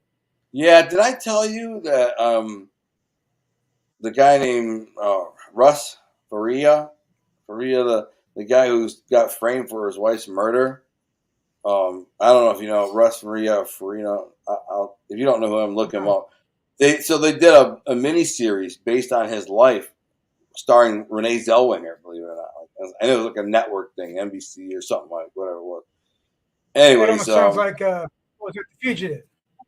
he got framed for his wife's murder. It turned out to be this freaking skanky ass dumb bitch, and he was able to figure it out with a lawyer and get back. After he was in prison for a couple of years, imagine what it doesn't matter. Like, dude, can you imagine coming home and finding your wife butchered by a knife, dead, and then calling the police, and then they end up arresting you for it and throw you in jail? You know what I'm saying? I mean, I don't think he had I think he loved his wife very much. They had been through some rocky troubles, but they were still there together. And he found If you're the husband, you better leave town. Yeah, I listened to some of the 911 stuff, and it's like, sounds like a normal freaking dude. You just found his freaking, he's in shock. He just found his wife murdered. I mean, but anyways, he got back, and so he wanted to write a book about it. And so I said, I can coach you. And so he hired me to be his coach to write that book, and that's pretty cool. I got to get on him, make sure he's writing every day something, he's working. But I told him how to deliver his story and the process and the formula to deliver a great story, the elements that will make a story great. So he wrote them down bullet points, and he's starting to write. And we kind of settled on the opening would be like a prologue where it could be that he walks in finds that murder scene, or it could be when he walks into prison for the first time, and then later the flashback, go back to chapter 1 and work our way up to the murder, which landed him in prison. I think that's the route he's going to go. Anyway, it's cool that I get to coach the guy. He's freaking, I just got Anthony Bucci's book. Oh, did you? Cool. I think his book's going to be good. Yeah, Infinity Crew. I have a feeling. Yeah, I just started it. It's cool. Oh, so I just got started. I'm sure. You already just knowing his story and stuff. You're already seeing the parallels and stuff. So it's pretty cool. Yeah, he even said his story is kind of based on a true story. It's inspired by a true story, and that's cool. He's like, I changed. Jeff got started. I mean, I'm like a few pages into chapter 1. We got through I'm sure it'll be good. Let me know how it is. I told him, wish you had it on audiobook and get to listen to it. The reviews are great. So looking forward. Yeah, I mean, it's like my kind of story, man. I look at that. It's a kind of a low down, gritty, not a big, huge mafia story or Godfather story. It's kind of just a street story of some street guys, some gangsters, man. The kind of guys that hung around back in the day. I don't think any of the guys that hung around back in the day were freaking like super OGs, ride or die, wooden rat, whatever. Because I think everybody that was around was a scumbag at some point. Could have been moved to rat. I didn't grow up with the guys, what I'm saying? They weren't. I had a couple cousins but we never did anything that would cause us to have to, rat on each other or whatever. Anyways, that's his crew. It's called Infinity Crew. It's his book. He's got a crew like these tough kids from Boston. They're all races and colors, and they're just like, yo. And at the beginning of the book, he gets out of prison, right?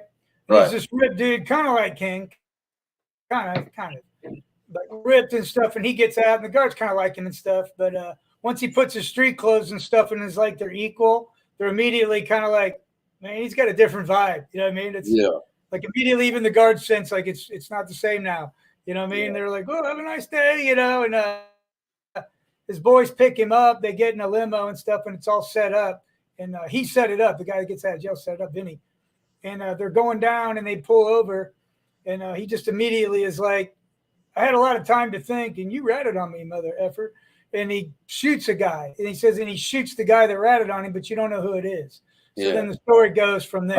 Flashback, Yeah. So the whole story, you're going to be trying to figure out who betrayed him. Who ran out, who, right. Who got it in the limo, you know what I mean? Yeah.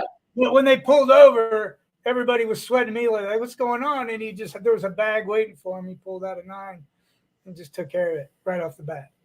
So Yeah. now you're going. Yeah. Now he's back to Well, being the a funny kid. thing is, when he told me that's how it started, we were both telling each other how our books worked. As I learned about this, and I said, "Bro, it's kind of astonishing how our minds work."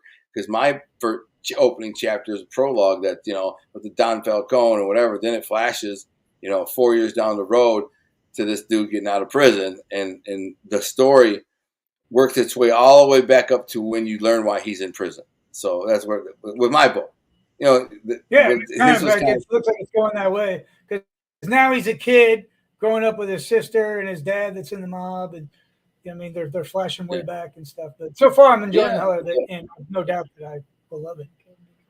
Oh, that's cool. I like him. I hope he succeeds. He wrote a script. He wants to, get a TV show made. I think he can do it. I just tell him, don't give up, man. Don't let anybody tell you can't do it because you can. Keep doing. He's a hard worker and a hustler and a good dude, and good honest dude. And you don't find a lot of like good honest dudes in this industry, really.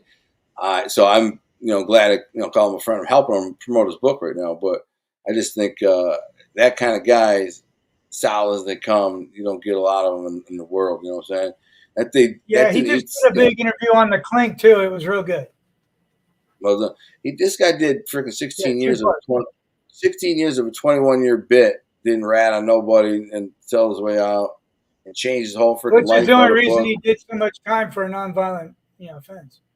Yeah, exactly. They screwed him. Like they totally screwed him. Of course, they screwed him over. They always screw him over. It's like that's how it works. I mean, it happens to guys. Cherry moonshine is good, says Nikki. Hey, Nikki's asking you for some advice. Do you prefer a book with a prologue or not?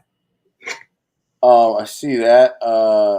I think it doesn't matter to me. I think that if it's necessary, then yes. But if it's not necessary, then no. I think I have prologue in a couple of the 10 books that I've written, but only a couple. If you just need them, you need it.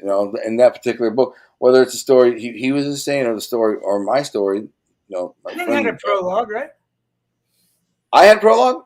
Yeah, I believe King had a prologue. Yeah, of course. There's Don Falcone is at the whole meeting with Don Falcone and the senator in Florida. That's a prologue, and then chapter 1 is King in prison. So it's right. But actually if you did that same scene and called it chapter 1, I wouldn't know the difference. Right. Yeah. Exactly. Yeah. But that's just the way the prologue is because it changes the time basically. And this was now chapter 1 is 4 years down the road, so it's just a way to say, it's some time passed, whether it went back or forward, depending on the book. Anyways, is that the meaning of a prologue? Is that it's a separation of time? I don't know. I mean, I can't even answer that. Yeah, I noticed. I always read it. I'll tell you that, Nikki. If there's a prologue, I read it. Here's the thing. I think it's a writer's preference. You know what I'm saying? Some people prefer to do it, write it. I just kind of know, man. As a writer, I've written 10 novels. I'm pretty sure you got faith in me now as a writer. You read a couple of them. They're all just as good. I just go kind of naturally what feels right. Like if it needs a prologue, I write a prologue. If it doesn't, I don't know if people like it or not. I never really thought of it. You could call it chapter 1, but I just use a prologue when I really want to differentiate a time period or like a character scene or something. If it's they're not close. If there's some kind of preface, if you need to preface the story with something, which can definitely be the case, you do a prologue or a preface and then jump into one. So now people have an idea of where the story's going based on that preface or prologue. But anyways, who am I? I don't know. I'm not a writing master. Then she's asking, hey, do you like a cliffhanger? We know Gunnar does. Yeah, you got to have a cliffhanger. You got it. That's it. There's no other way but the way my books all end resolution-wise is, I mean, some are cliffhangers. Obviously, the kind of To Be a King is kind of a cliffhanger. But sometimes they're just really emotional and powerful endings, and then the story's over. But I have used like cliffhangers, so you kind of this could keep going. That's a great way to keep a series going, with a cliffhanger. Just going back next. I was gonna do kind of I thought about a spinoff or something like that for Blindsight 2030. where it just another book would be about this family, the dude and his girl and his kid on this remote homestead during the war. Yeah, there's definitely a lot of room to keep going. But at least you did like an after thing and kind of wrapped up a lot of loose ends and stuff. And you kind of told what happened, which I think, man, it'd suck if you hadn't done that because it was so much. You're like, what happened? You know what I mean? Yeah. And you didn't give it all, but yeah, you did a lot, which I liked. And then I like the cliffhanger in King, obviously. There's a book like King because you don't want it to end. With the cliffhanger, it kind of didn't end. It's just hanging. There's a chance it's still there. Yeah, because those are characters you're going to miss, and you don't want it to end and stuff. I like Nikki's book, The Fire Within Me. She ended it with her, I think it's her daughter-in-law, and she was acting all possessed and getting crazy and stuff, right? And Nikki had gone off and worked for this psychic, okay? And this psychic is famous. And somehow Nikki ends up working and selling tickets for her and hustling and sells a bunch of tickets for her, makes a bunch of money for her. So she gets a free hotel room and all this stuff. And this is all true, right? So she puts her up and she meets her and gives her a reading and they kind of become friends and stuff, right? And then out of nowhere, the lady dies, right? And Nikki goes back home and she's kind of sad and everything. And she's been dealing with this daughter-in-law who's acting possessed. And some of her family are seeing this girl. Like you wake up in the middle of the night and one girl sees her face on her husband, right? And this is happening. And Nikki wakes up once and it's like she walked in the room and she thought she really did walk in the room. Sat down in a chair and started saying, you're going to die. Your family's going to die, blah, blah, blah. She wasn't really there. But her husband said, man, in the middle of the night, she sat up on the edge of the bed and was rocking half the night. And when I asked her what she was doing, she said she was talking to you, right? So all this crazy stuff's happening. You know, this is all on the podcast I just did with her too. But Nikki ends the book where she comes home and she sees Katie, and Katie goes, oh, sorry, that bitch had to die. She knew too much. And that was the end of the book. And it ends with just such a chill. You're like, what? You know? And it was just a beautiful ending to a perfect book. It really was. It's fun. It was awesome. Yeah. And now I know what happened, but you leave not knowing how that ended. So you're but there's a story behind that. Maybe she'll write that someday. Yeah. Well, it's on the podcast now. But she moved on to Mr. Christopher Wants to See You and stuff. But Nikki's a great writer and great person. She could do whatever she wants, whether it's podcasting. Yeah, she's a freaking rock star. Oh my goodness. I just drank brandy. I just hate the taste of alcohol, man. Brandy, it's Scotch, brandy, it all is kind of yuck to me. Yeah, I was chasing brandy, it with I'm not a huge fan of brandy, but mostly because one night I was at a bar and this guy comes up and it looked like a Jack and Coke, honestly, because it was late. It was probably 3 a.m, right? And I'm like, what's this? He goes, don't look at it. Don't sniff it. Just pound it. I'm like, all right. So it's like a glass. Let me get my finger. About that tall, right? Like a little whiskey glass that tall. Mm-hmm. And pound it. That's a lot. I'm like, well, he goes, straight brandy. Oh. I'm like, oh my God. I felt the heat just come up. And I was only like 9, you know, so when I think brandy, I always think of that. I can't even recall we were drinking brandy, but I did get really drunk on Bacardi one time. Super drunk and puked all over the place in the middle of a freaking party like a loser, dude. I drank gin and root beer one night when I was a kid. Gin's the worst. Gin is literally the worst. I got trashed on spring break on gin. Root beer just makes a splendid mixer with it, right? Oh. So I threw up. I get sick. I'm spending the night at a buddy's house, right? I get up, I go out this sliding glass door, and it's a big cul-de-sac neighborhood. And I go down, and like their backyards seem to go to one of those retention ponds, you know? Yeah. So I go down there and I throw up and stagger my way back in and pass out on the couch, right? It's just awful. But then in the morning, this guy wakes me up. He goes, hey, dude. I'm like, yeah. He's like, look, man, I think you're in the wrong house. It's like, oh, shit. He goes, no, it's all good. It's all good. Just, goes, I know how it is. It's circular. I think you just kind of wandered in the wrong door. Oh, my God. I'm out. Joanna House. Oh my God! But God, I picked the right house because the guy was so cool. You know? Really? That's crazy. Hey, Yeah, hey 'cause I pal, was freaking out. He's like, no, no, no, it's all good. It's all good. Don't worry about it, man. hey pal, wake up! But you I do got to think, go. Yeah. right? Hey pal, wake up! You're in my house. I think you probably want to sleep somewhere else, but come on, you gotta go. That's crazy. He goes, I I've think never you been just that came in the drunk. wrong. I've never. I was talking about the time with the Bacardi. I stole this girl's fifth Bacardi. This girl named Cindy Martell. She was not a very pleasant girl. Let's just say that. Um, she was.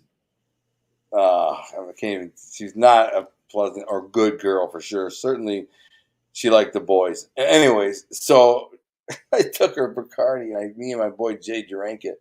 She kept going, "Where's my fifth? Where's my fifth?" She's all mad at a party. It was her friend's party, Julie Topol. And there's like, it was literally like 30, 40 people in this basement. Little kids, they're all like 14, 15 years old. No, I don't even think most of them are 16, 14, 15 years old. Everyone's partying and drinking trash. I am just drunk on Bacardi. Before I went out to the party to drink Bacardi, I didn't have a plan to steal her fifth. There was just I was a predator. I got the opportunity. I said, "Oh, let me see that," and I took it and I ran and hid, and then I just drank it with me and my boys. Like a douchebag, she kept me on. What about that? And I just told her, "Listen, you got money. Go pay so and so to get you another one." And see how she did. She just had some new driver to get another fifth. But anyways, before I went out that night, I was really hungry. There's nothing to eat in my house, man, nothing. And so I ended up making a cake, two chocolate cakes. Two chocolate cakes, the one on the other one, How frosting. quick did you make a cake? I had nothing else to make. I was hungry, so I I made don't a even know cake. how to make a cake. I read the instructions, bro. Man. I don't know, but dude, I'd seen my mom and my grandma make cake like 1,000 times from scratch. So I don't remember if I knew how to do it. Probably did, or I read it. But anyways, I made two cakes and they were good. I ate them. I ate both of them. I ate the whole freaking things. I had nothing That's to eat. amazing. I'm going out to party with my boys, right? I know I'm going to be drinking, so I eat this cake. And I wash it down with some milk, but I basically smother it in frosting, eat the whole thing. So now I go to this party and start drinking this fifth of Bacardi, and I end up freaking puking all over the place. They got me. I'm passed out under the pool. The pinball table, right? A nice one. It was fun to play actually, and I was up under that mother effer, just puking up cake. This big pile of freaking black dough cake batter, just blah, all over the place. And dude, everybody was so gross out. I didn't care. I was so drunk I couldn't move. Eventually, I got up and went in the bathroom, right, and I had to pee. And somebody was at the bathroom peeing or using the bin, so I walked over to the shower and whipped it out and started peeing. And just because I figured, what the hell, it's just a shower. And as I started peeing in the shower, I hear a voice and I scream and I look down and there's some girl passed out in the shower and I'm peeing on her. Now I'm like, whoa, whoa, whoa, whoa, whoa, whoa! I'm sorry, I didn't mean it. So everybody's mad at me because I peed on the girl and I puked on the floor, and everybody probably wanted to beat me up, but I was still Oh, me. you unplugged me. I did. What happened? Josh unplugged you? Yeah. No, I never touched anything. Get that camera plugged in, bro. I didn't knock anything out. Yeah, because I got a microphone. Okay. Not a camera. I didn't knock I anything see. out. I can't hear you, but I can see That's you. all right. They will think. What You'll Josh fix saying? it. I didn't do anything. How do y'all think you're drinking strong stuff? Try drinking cranberry juice. Yeah, you must be drunk on cranberry juice, fool. The intern, Nikki says. They're working on the camera. Anything interesting? Duvid says. I mean, we were talking about hustle, man. What's wrong with America? What we did to hustle and make money when we were young, and hustle now. People just don't. There's so many people complaining about not having any money, but they spend their life on video games and the internet and Instagram and OnlyFans and God knows what, and they could be using that time to make some money and have a normal life or a successful life. People don't hustle no more, man. Those people they lost their hustle. What happened? I'll tell you what happened. Sadly, I'll tell you what's happened. Parents from my generation, I'm 50 in about a couple of weeks, I'll be 50. parents from my generation really got lax and lazy and didn't push their kids far. The kids didn't want to go out to college when they were 20, 19, 20. They wanted to stay at home and be bums. And they wanted mom and dad to pay their phone and their car and their insurance. And then those freaking lazy loser people maybe got jobs at some point, but half of them don't. They have kids. And then when they have kids, their kids know nothing but this. They say, shut up, you're being allowed to take this tablet and go play there. And they've been on the internet looking at porn. They've looked at every crazy thing you can imagine. And by the time they're like 8 years old, they got an iPhone with the internet, or an iPad. I mean, so no wonder. And the kids, they get older, they're like, man, listen, my mom does my laundry. She makes me dinner and lunch. She folds my clothes. I don't have to pay nothing. Yeah, I mean, I live in a basement for my parents' house. So what? It's an easy life. Then don't be one of those guys who are like, oh, my back's hurt. I need SSI. Or just say, oh, I can't find a job. I need welfare and food stamps and Section 8 housing and Medicare and all this. I mean, don't you, anyone who is in that situation, don't you have a little pride in yourself? I'm not judging. It could happen to anybody. Get down and out and have to come up and need help. We did when I was a kid. But still, if you're a freaking functioning adult, there's Bill. Let me get Bill. Back. You're back. If you're a functioning adult and you're not actively pursuing bettering yourself financially or educational wise, then like I can't even be cool with you, to be perfectly honest. I can't. Like, wish you the best, but you need to step up your game, and you want to be around people who are willing to step up their game, hustling smart people. You don't want to be around lazy people who just play video games all day and smoke vape pens and eat McDonald's. That's not that person is never going to be nothing. Do you agree, Bill? Yeah. And David, he's saying it's hustling in reference to not having a profession. No, we're talking about hustling and you're going the extra mile, like you're making it happen, especially outside of your main source of income. Mm-hmm. That's what we're talking Whatever about. you're good at. A lot of people need like an extra effort outside of the main effort. Yeah, no, he's trying to define and said hard can mean hard work. We're basically saying the hustle. Let's say you got a regular job with this, and you're complaining about not having a lot of money because your job sucks and doesn't pay well. Well, there's a lot of freaking hustles out there. You could do this. I mean, like I said, I could take $500 and turn it into limitless money. Really, if I made that my job to just flip toys, cars, and motorcycles, boats, motorhomes, things I have some knowledge of and of what is a good deal. I could start off with nothing and make a living from it. I'm sure I could make 100 grand a year minimum and not even trying that hard. But if I got really good at it, I'd have guys doing it for me, finding me, toys, and I'm buying them. I'll never see them. Then I just resell them, from their location. Guys do that and make a ton of freaking money too, man. There's so much money. You just got to know what you're doing. Like a pawn shop, essentially. You can't, when somebody comes in with something, you have to know what it is and know its value. And then, you're always going to buy it for like 40% of what it's worth. So boom. Mark it up. Especially if you're a young single kid, you don't have a girlfriend, the time is now. This is where you can kill it. You know what I mean? But I had other things like when I first started working in Indiana, basically starting over. Everything I did in Tampa meant nothing. I had to beg. I wasn't making much money. So I got a job at a place in the ghetto in Indianapolis.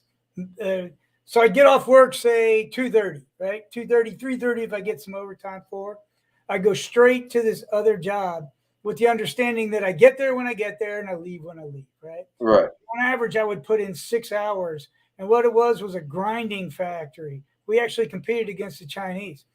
And it's just a run-down, nasty place, but it's nobody's there because it's the middle of the night. And everybody leaves. Everybody's a day shift, you know what I mean? So I would run 4 machines. They gave me 1 machine. I'm like, I run 4, right? And sometimes I would go in another area while those are running, and I'd sort magnets for the next day and stuff. But there were rats and flood. But you know what we did? We grind magnets for missile guidance systems and stuff. You know what I mean? That's crazy. Yeah, it was pretty cool. But it was a boring job.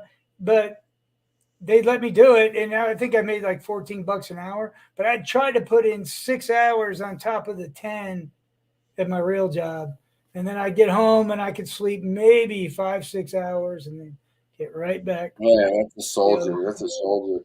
But that's when I David, first got Joshua, and I had to make things happen. Of course, my wife was making a good living. I wasn't, so I had to make it happen somehow and and stuff you like that. did.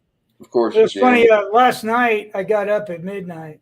Like I sleep like a rock, honestly, but I couldn't sleep, so I'm like, all right, I can't stay up all night. I know that, so I'll do something. And then I'm like, parametric constraints. I'm going to learn about parametric constraints. Right? I know you messaged me that. Yeah, Like yeah. right now, I'm balls deep in parametrics. I'm like, I got nothing. I said, good luck with that.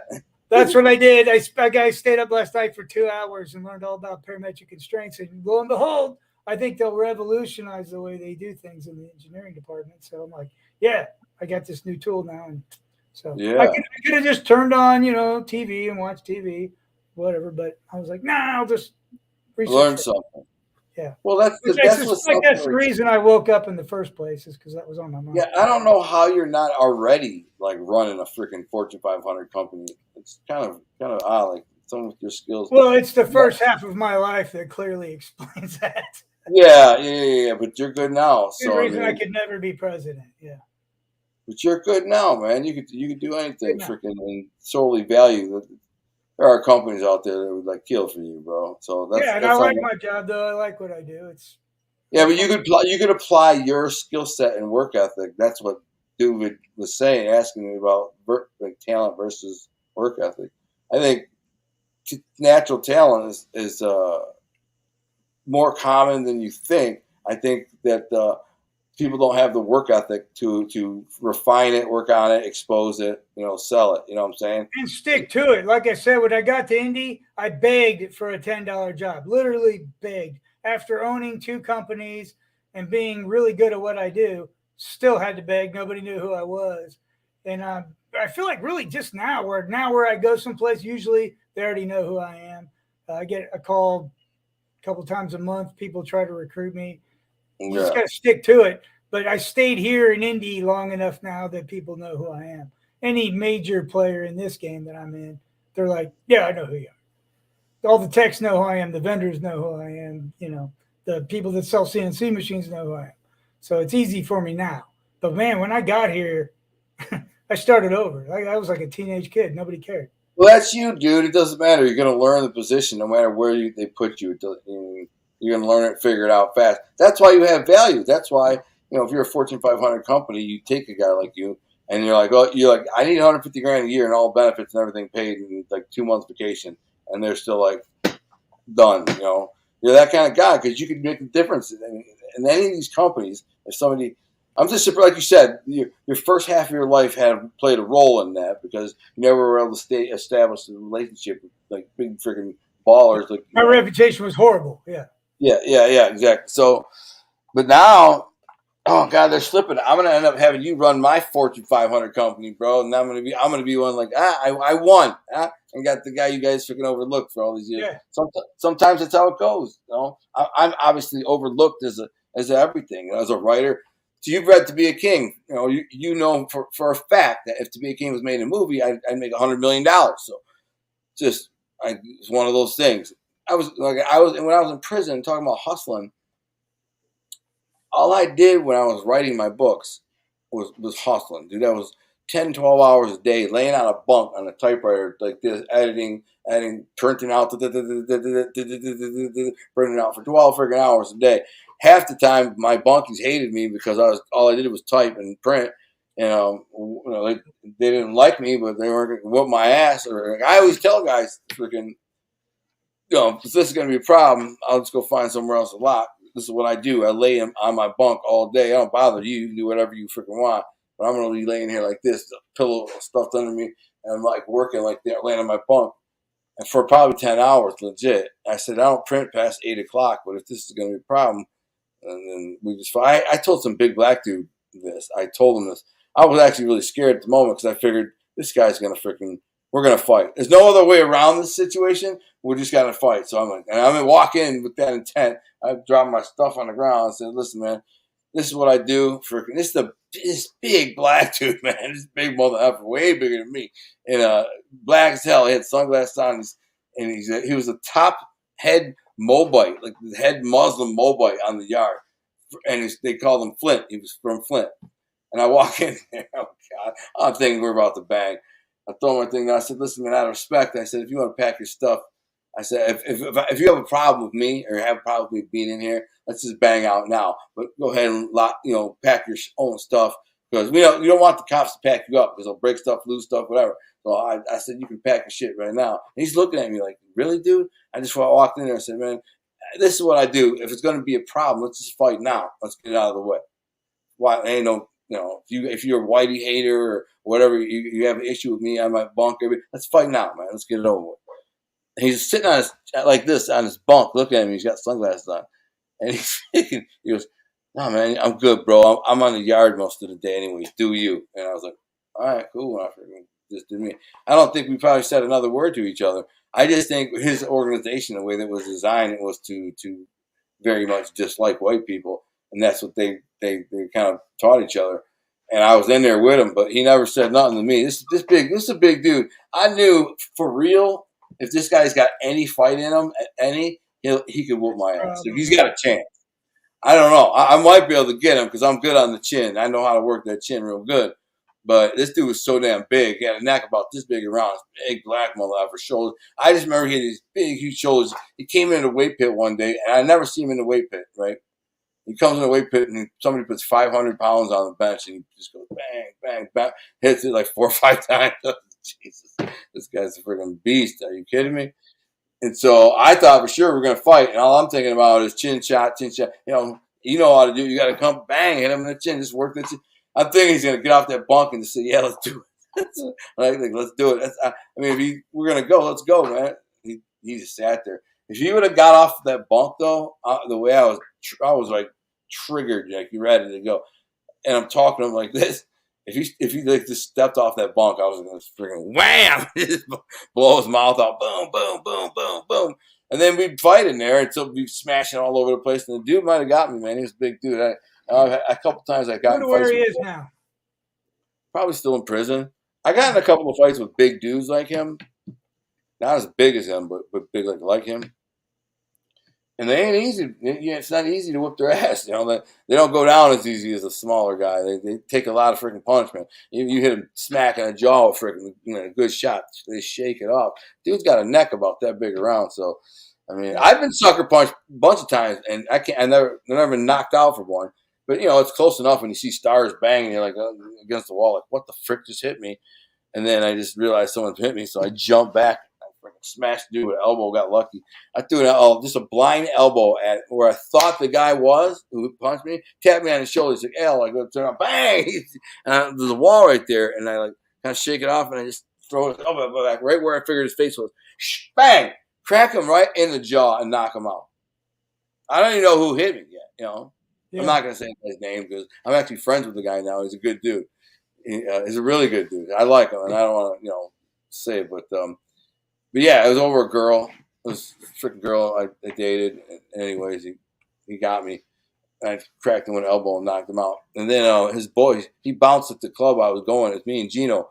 Me and Gino had these 2 girls dates. One of the girl I was with was a black Hooters chick. And we were in line. And the guy that did that worked there, and they wouldn't let me in because of that. I got really mad. I was like, man, some bullshit. I'm going home. And I had this girl, and she's like, well, just go to another bar, another bar. And I'm like, nah, F it. I'm good. I'm going home. I don't know why I was so mad about that, man. I got lucky as hell when I threw that elbow. Just like a miraculous, I guess in my mind, I kind of deduced, like a bionic man right where the guy who had hit me, where he would be standing, where he was from, and where he'd be. And I just got lucky. Bang, hit him right in the jaw. Boom. He's freaking straight down. Nighty-night. Big old dude. Big old 230-pound 6-footer. Anyways. And then yeah, and in my podcast, Nikki gets a pretty good jaw punch. They break her jaw. What now?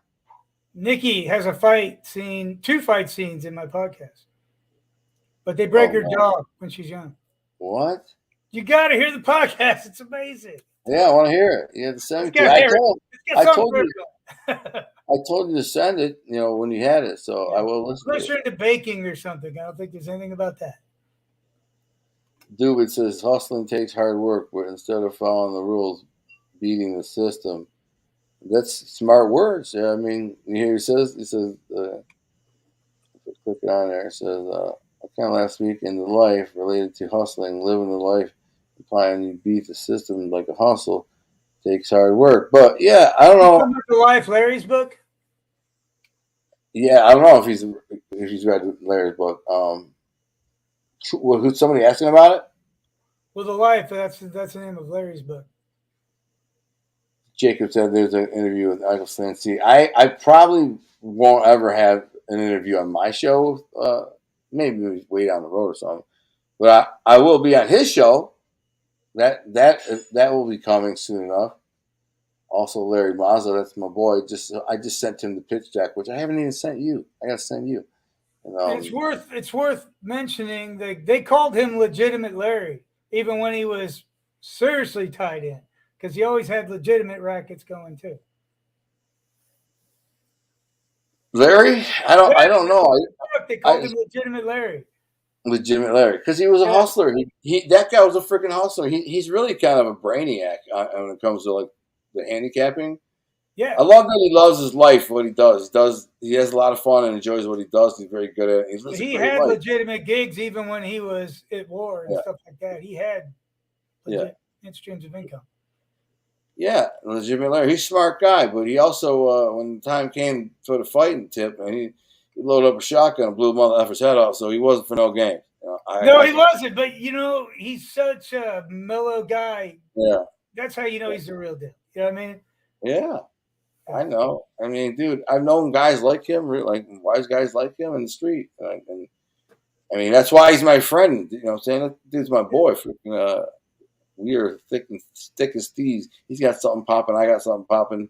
And he's always encouraging me. He's a big fan of mine. I'm a big fan of his. I mean, he deserves. He's a good guy.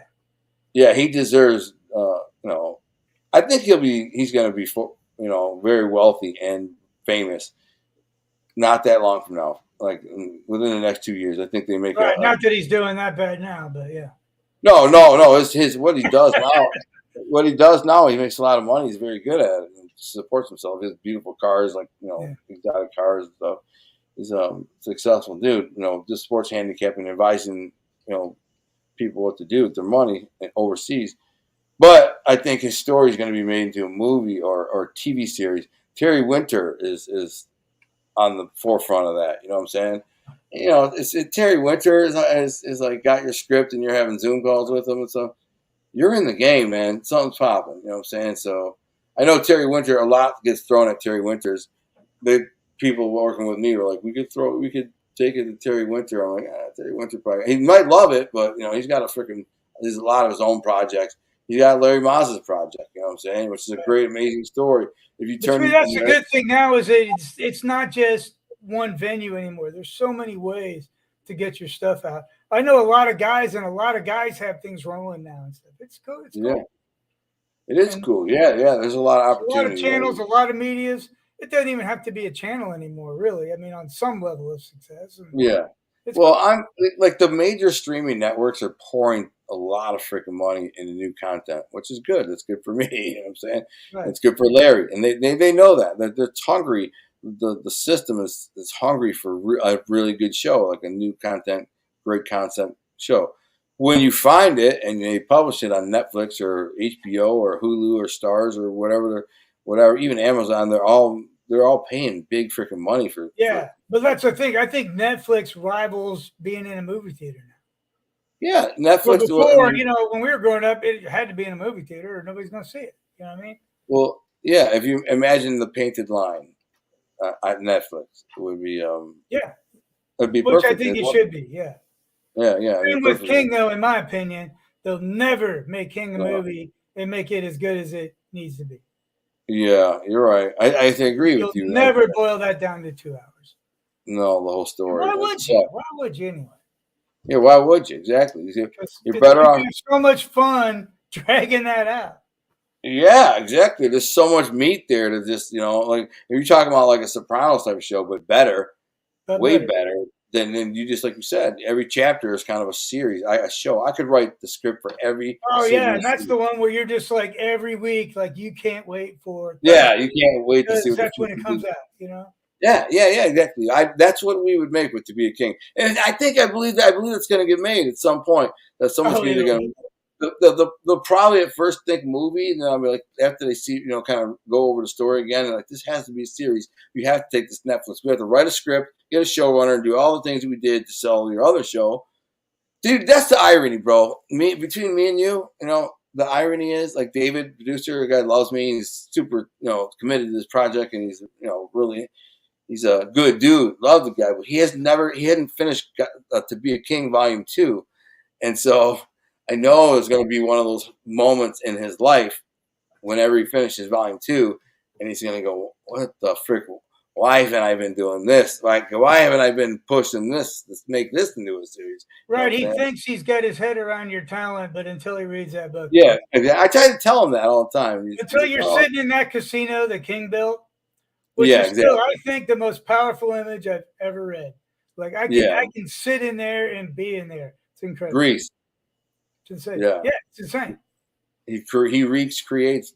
But man, you described the construction of the tables, like down on the lower Yeah, level and stuff. yeah, It's yeah. crazy. I So can that's I was there. yeah. He opens an incredible freaking like high rollers casino. I don't want to give the book away, but the whole plan of his throughout his life was to build this casino for high rollers. This is not for everybody. This is when you land your private jet here, you're coming with your yacht, and it's $10,000, $20,000 a night for a room. But it's fantasy land. It's anything you want. High rollers from all over the world fly in and just boom. Uh, It's like the doesn't work. culmination of a life's planning and all the things that had to happen to make Yeah, this a reality. And him and Johnny New York are standing having a drink, and they're in their office looking out through this glass, looking down at this thing that has never existed anywhere in the yeah. world. And you're looking at the book like there's too many damn pages left. Like I want the book to end now, you know? No, something bad's coming. Yeah, like there's way too many pages, man. Not good. It's funny. I know that feeling though. I know, like right there, dude. These guys are the king of the world. Everything they made it happen. They're Ah! there. Shit ends, right? But there's still 20 pages. You're like, I know something bad's happening in that 20 Yep. pages. We won't tell anybody. But the thing that happens that bad that ruins and causes it to come down. It's something that took place like 25 years ago, and really, it's just a fluke freak freaking conversation, fluke freak, that happened between two dudes that never even knew each other, man. They kind of were raised in the same general vicinity, but that's it. And the guy tells them the story, and then Johnny New York, the story is he kills this guy. He ends up killing him. And then that by killing him, they're in big trouble, and everything goes. Well, I ruined the book. But yeah, you got to read To Be a King. Trust me, it's good. When my Yeah, when that was producer, all over, I spent the next week coming up with a story that would have smoothed it over. You know, did like you? what would have made this work? And I thought I came up with it. I think I texted it to you once. You go, there wouldn't be another book then. I was like, I Yeah, figured out the story that they should have said you're right. No, no. because Then that, it would have been enough. dude, listen. You read To Be a King Volume 2, and you get to the last page and the last scene. You're what the f in me. You're really not happy with me. You're like, come on, bro. You're like, I need what the frick? Where happens now? Where's it go? Whatever. You don't know. Is he dead or he's alive? I mean, I leave you basically upset with me. But Yeah, there's no other way to end the book and not say, hey, by the way, this is Volume 3. I'm writing Volume 3, and I have Volume 3 in my head. I could write it in 6 months. Volume 3. It's all there. I know the story. It's a great story. It's just as good as the other story. It's a whole other twist and set of freaking holy crap. But I won't write it till I actually sell. Like they make my book and To Be a King into like a Netflix series, which is what I would recommend. How you could make a freaking ton of money. And another thing about To Be King is too, there's not a lot of technical like shots. You know what I'm saying? It's just you just get some good actors, and there's no like pyrotechnics and shootouts and crazy stuff like that. It's just there's a lot like The Sopranos, but different, very different. But anyway, somebody who gets that and gets the chance to produce that, it's going to make a ton of freaking money because they had 2 volumes, and there's so much content in this story of these characters that you fall in love with, and you just gonna follow. I mean, I don't like to refer to the Sopranos because it's not really anything like the Sopranos, but I guess in a way it is. It's way more grandiose than that, though. Yeah, it's way more grandiose than that. These guys are. It's a much bigger world, or he's striving to be in a much bigger world than what the Sopranos is. And just the main character carries himself like more like a young Don Corleone or something than just like a New Jersey street dog or something. And that's the way he was raised. It's the way he's. But again, it's nothing like The Godfather. Like they call it the next Godfather, but it's nothing like The Godfather. No, I know, but that's the only like just because it's the most popular mob book. Yeah, not only that, but it's the same kind of. There is that grandiose kind of feel to it, a romantic feel to it, and it's old world like The Godfather. So there's a lot of that. But the storyline and the characters are storyline is totally different. There's nothing even close. The characters aren't the same. Yeah, not even close. Don Corleone or Don Falcone is completely different, and King's, and all of them are different. It's just Johnny New York. There's nobody like Johnny New York. Yeah, it's funny. Every character was inspired by somebody that I knew. I like Johnny New York was my friend Jay. So that's how I inspired my friend Jay, who died. He kind of inspired the character Vonnie. His general manner and disposition and look, same behavior. At the end, his temper, he always had this hard temper that he couldn't control. And King was always like, no, chill out, bro. Think these things through. You want to kill a guy, you just don't kill him. You plan it out, and you get away with it. Anyways, he was reactionary, and at one point, somebody said something, and he snapped and kills the guy. But the guy he kills is a major somebody. And but it's interesting because in King 1, it's really about Johnny New York. Yeah. King's a background character, and then in 2 is King. King comes in, yeah. And I never completely overshadows Johnny New York. He becomes Do you know King is still in the mix in 1? Like he's lurking, but he's a much different character. He's a more mysterious figure. Yeah. And you kind of don't know exactly who the freak he is. It focuses on this guy Johnny New York, this guy who moved from New York. His parents sent him to Detroit to get away from trouble because he had a pistol. His parents found a pistol while he was swore to redeem his brother's murder. His brother got murdered. And he loved his brother, so he got a gun and he's going to go try to find who. And his mother finds the gun. She sends him to Detroit to live. And she knows her son that was dead was involved with some mobster, selling some weed. And he's like a low level, nothing. But she believes the mob did it, and he's dead. And they find him with a bullet in his head. And so she sent him to live with her sister in Detroit, thinking I'm getting him away from something like that. And he lands in ground zero for the Detroit mob. These little crew of young mob guys in the neighborhood. They know who he is. Like they call him Johnny New York. His name is Giovanni. Yeah, he's an outsider, but he likes King's girlfriend. That's the first mistake. Yeah, he likes King's girlfriend. He was hitting on her until she. Yeah, so King's kind of an ominous because you're rooting for Johnny to get the girl, but it's King's girl. Yeah, right. So in the beginning you don't really like King that much.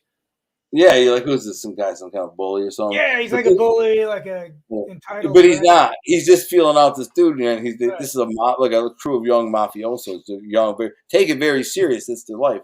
And this kid from New York shows up in the neighborhood, whatever. But eventually, King is keeping an eye on him, and you can see he's got hustle. So he sends one of his guys to have a sit down with him and say, "Hey, man, you sell a little weed because your cousin's a pothead, the kid you live with, is a skateboarder. He has all these guys skateboard. You can sell them weed, blah, blah, blah." And they're like, so you kind of trust him. So we'll give you a shot. And he knows the guy that's telling him this is mobbed up. He knows his name is Anthony. His name is, I think it was Anthony's the one thing. That pretty boy pulls up in a black Yukon, gets out, walks over to him and says, "Hey, you sell some weed." He says, "Yeah, I will." So they put him in a game, give him selling.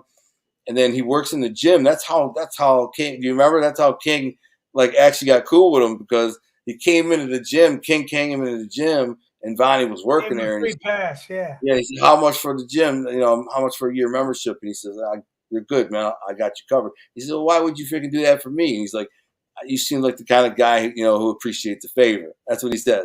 You seem like a guy who appreciates a favor. Maybe one day I'll need a favor. And King thinks, all right, cool. And he lets him work out at the gym for free. And then at some point they become cool a little bit, and he buys a motorcycle and they go riding together, and they start putting him in the game. And they at one point they're like, listen, you're gonna recruit your own guys and have your own crew, and you're gonna report to me. And King was doing this with a bunch of guys, like a whole crew of motherfuckers, building up a freaking army of loyal guys who loved him because he was basically knew he had to take on his own family, his cousins. The King's grooming and testing Johnny in ways that you don't know. Yeah. Oh yeah. I don't want to The ruin ways that later make you feel stupid. Because you're like, shit. Nothing just happened. Everything happened because King was pulling the strings. Everything happens for a reason. He's able to get reason. Yeah. But the murder attempt on King that Vonnie steps in, that wasn't that was this OG move when he was getting his hair cut and he saw the freaking these assassins running up on King who just went in the store. He jumped out of the freaking chair, pulled his pistol, ran in the store, and he knows these guys are coming to kill him just from how they're walking and looking and how they're bundled up. Early in the morning, he freaking grabs his pistol, sneaks in. There's a Greek dude at the counter. And he goes. Shh. The Greek dude kind of looks up the parabolic mirror, and you can see the two dudes creeping down the thing. And right when they're just pulling up on King, starting to shoot him, he yells, "Look out, King!" Bang, bang, bang, bang, bang, bang. And lights these mother effers up. And they get a shootout. Boom, boom, boom. King gets hit in the arm, pulls his gun. He's firing. They end up killing these two dudes who had like fake IDs from Canada or something, so he didn't know who the frick they were. And that's when he took Vonnie for a ride. He knew his. I'm not going to give away the whole story, but he knew his driver had betrayed him and set him up because his driver was the only one who knew where he would be at that time. Right. So he's like, they get him in the car. He says, tells his kid Vonnie from the neighborhood, who's really never had any conversations with, but he has been manipulating him for a month and testing him and seeing how he's cut. And he's cut good. And the kid just saved his life, came in there to kill these mother effers and saved his life. So he says, listen, you're going to get in the car, get behind Dean, keep your pistol on him. If he makes any fast moves, blow him away. And he's like, because now they're in behind the building. They run out the back. And he's like, listen, before we go back, you're coming with me.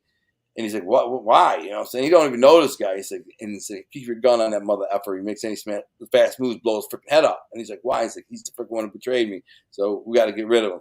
And they go back to the barbershop across the street where he was getting cut. And Dean, the guy who betrayed him, was pretending he had a bathroom issue, like he had to take shit. And he had gone to the bathroom. And he was supposed to be in the bathroom while the hit took place. So he looked like he didn't know. No, he wasn't. He comes out, and freaking King is standing there with this Vonnie kid. And he kind of looks at him. He's like, yo, you've been shot. He's like, yeah, this just happened. We got two mother effers. He told the Greek guy in the story, he said, tell them that it was two Melanzani. It's just me, two black dudes. That's what he told him. He's like, you tell them two Melanzani. And he says, yeah, I got you. And so he goes, because that happened around there. And he went and got Dean, put him in the car, said, no, drive, we're going to the market. I'm going to my grandpa's warehouse. We got to figure this out. Because he's been shot, And then he gets him in the basement of this freaking warehouse, and pulls a pistol and says, mother effer, you set me up, man. Tell me who did it. The guy tried to play it cool. Like, no, there's no way. I'd never set you up, man. Our moms screw up together and blah, blah, blah. You're my cousin and blah, blah, blah, blah. And tries to plead.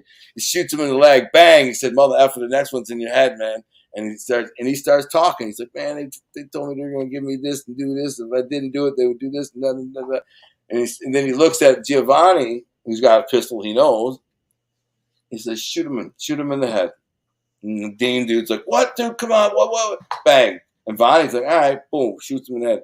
And then, of course, King afterwards goes, why did we shoot him in the head? It made such a mess. Now we got to spend 2 hours mopping up the blood. And, you know what I'm saying? And the next guy, he said, don't shoot him in the head. Dude. They didn't kill a lot of guys in the book, but I remember the next time he had Vonnie do it, he's like, don't shoot him in the head, shoot him in the chest. We don't want to be mopping him up. Because it was his grandmother's office he was in. You know, I don't know if you ever seen somebody shot in the head. Have you? Me? No. Yeah. So it pours out, bro. Like it just like if you take a glass and you're pouring it, that's how it pours out. If you shoot somebody in the guys head, have told me stories about having to cut the carpet out and stuff. yeah, if you get shot in the head, it pours out for like, you know, the good minute. Yeah, I thought I'd scrub it out, but he goes, and it smelled like roses, and I had to cut the whole carpet out. Oh yeah, blood. Yeah. He goes, there's like roses. You know, he goes, there's blood, and then there's the deep blood, like the dead blood. He goes, and it was almost like he's like, every time I smell roses now. He thinks about it. It has a smell, that's for sure, man. It was like but anyway, gone bad. You don't want to shoot somebody in the head because it makes a big mess. If you ever have to kill somebody, shoot them square right here in their chest, and they're instantly dead. But or the head, you know, whatever. The head's the best place if you're protecting your life or your loved one, you know, and you can take the headshot.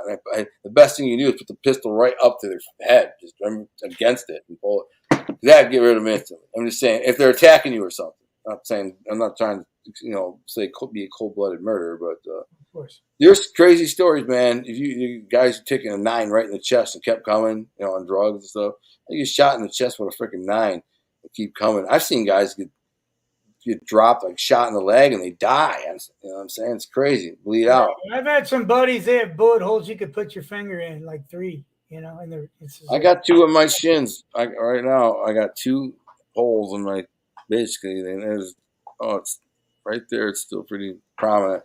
But it was a small bullet that hit me in the shin and basically lodged against the bone about maybe a 3/4 of an inch below the surface in my shin. It hurt like hell, too.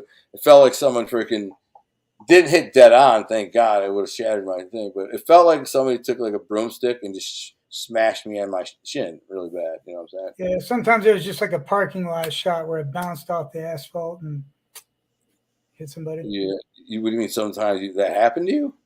Not me, but yeah, I know people it's happened to where like they weren't shot directly.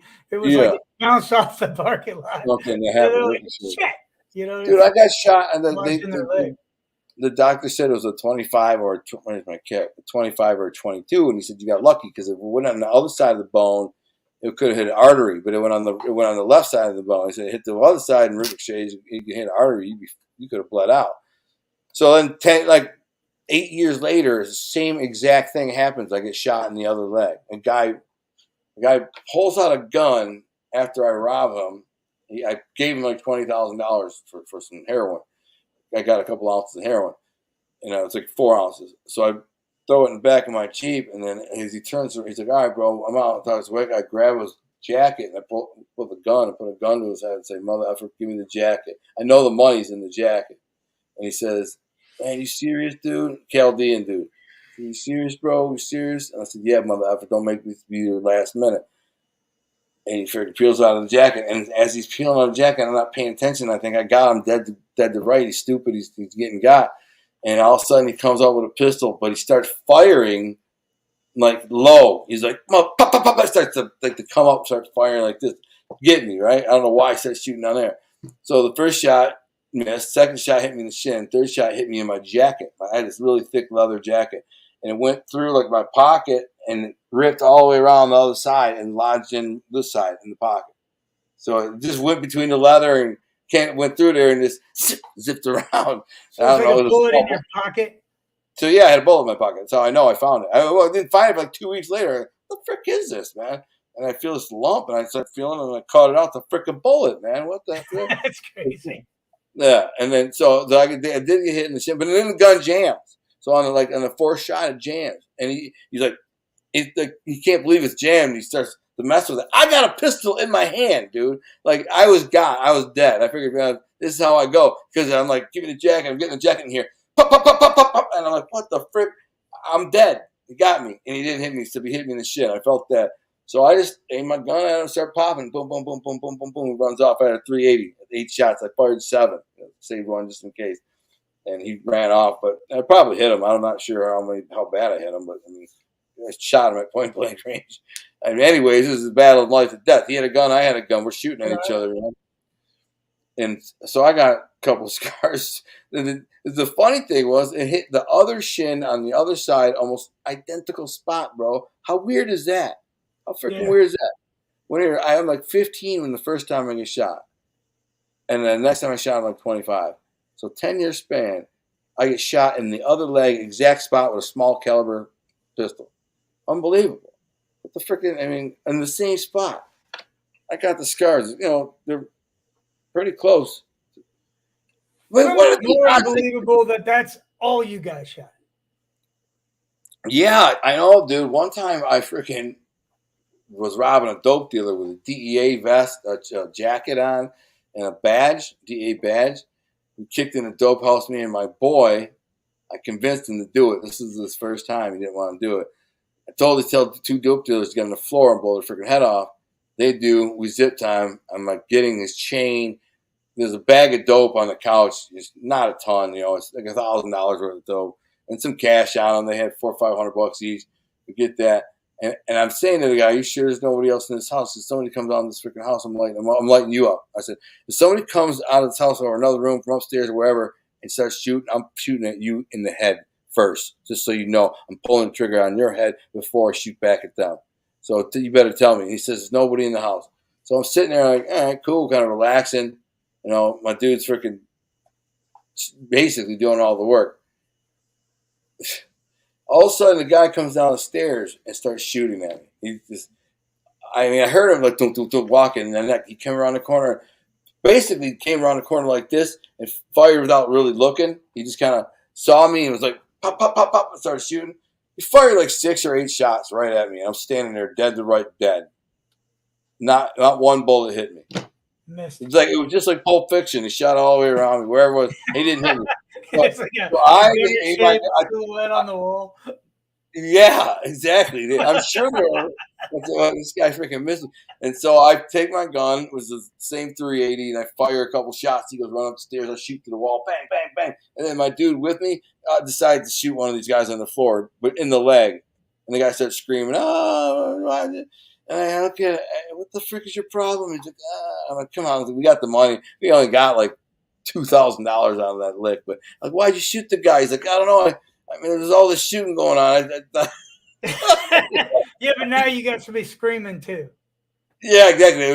That's what I said. I said, "So you got all this shooting on, so you just naturally start shooting him on the effort in the leg? Like, why in the leg? You want to shoot him in the head to get rid of him? I could see, but just in the leg." You just got a screamer. Yeah, why are you screaming? Now you got a screamer, you freaking idiot. What are you doing? He's like, "I don't know." I'm sure that you could make a show out of that because it was a pretty much clown show. What's Nikki saying? Hey, are you reading Nikki's Big Carm? You want that dog food? Big Carm says, "I'm on that dog food." What is dog food? That's what they call heroin in Detroit. In Detroit, that's what they call heroin. They call it dog food? Yeah. You know, a lot of black East Side dudes talk about that dog food. Yeah, and that's what somebody just said. He's on that dog food. I haven't seen any dog food since the day I went to prison. I think I sniffed 1 pack of dog food before the cops caught me and beat my ass. And normally I was like a 5-pack at a time kind of dude. So snorting 1 pack really was nothing. I was bowed. But I haven't touched it since. Big Carm. What's Nicky saying? I'm gonna say, you never forget a jaw punch if you are. Oh yes, if you're on the receiving end. Yeah, that's true. Hey, send Gunner a link to Nicky's podcast. Yes, please do that. You'll like there's fights, there's everything, dude. I'm telling you, something for everything. Unless you like bacon cookies, there's probably none of that. You know, Nikki, we're talking about my book. Did you know that she's the first person who ever read my book online? That's crazy. She read the whole book in a day. The whole thing. And she pre-bought it. She bought it so it was pre-bought, so the day we released the book, bang, she instantly got one, ebook, right? And then she's like, posted a review and messaged me. He's like, "I just finished your book. Oh my God." a day, one day. So It's a that's a big pretty. book. It's like It's a big book. Yeah, it's 550 pages. So, I mean, it ain't a small book. I've had people do that, like when I was in prison and stuff. I'd hand them manuscripts of my books, and they come back and they would hand it to me the next day. I'm like, "Oh, you didn't get into it, man? You didn't like it?" And they go, "No, dude. I read for 24 hours straight." I had guys tell me, literally, "No, dude. I read for 24 hours straight. I didn't even go to chow. All I did was read. I read this whole freaking thing." I'm like, "You read 1,100 pages in one day?" And they go, "Dude." All they would say is, "Dude, you're going to be famous someday. Like, you're very I think good." Like, intern read it in 10 hours. did he? The book? Yeah. It was awful though because we were going on a vacation to Key West, Mm. right? So I read one. I give it to him on the plane or within the morning when we're gonna go. It takes all day to get to Key West, but he reads it right. So we get to Key West. I'm done with book two. He goes, "Give me book two." I'm like, I left it on the plane. Oh, I never saw it again. He's like, oh, ah, because like oh my God. while we're in Key West, he's gonna read the book. I'm like, I'm sorry, dude.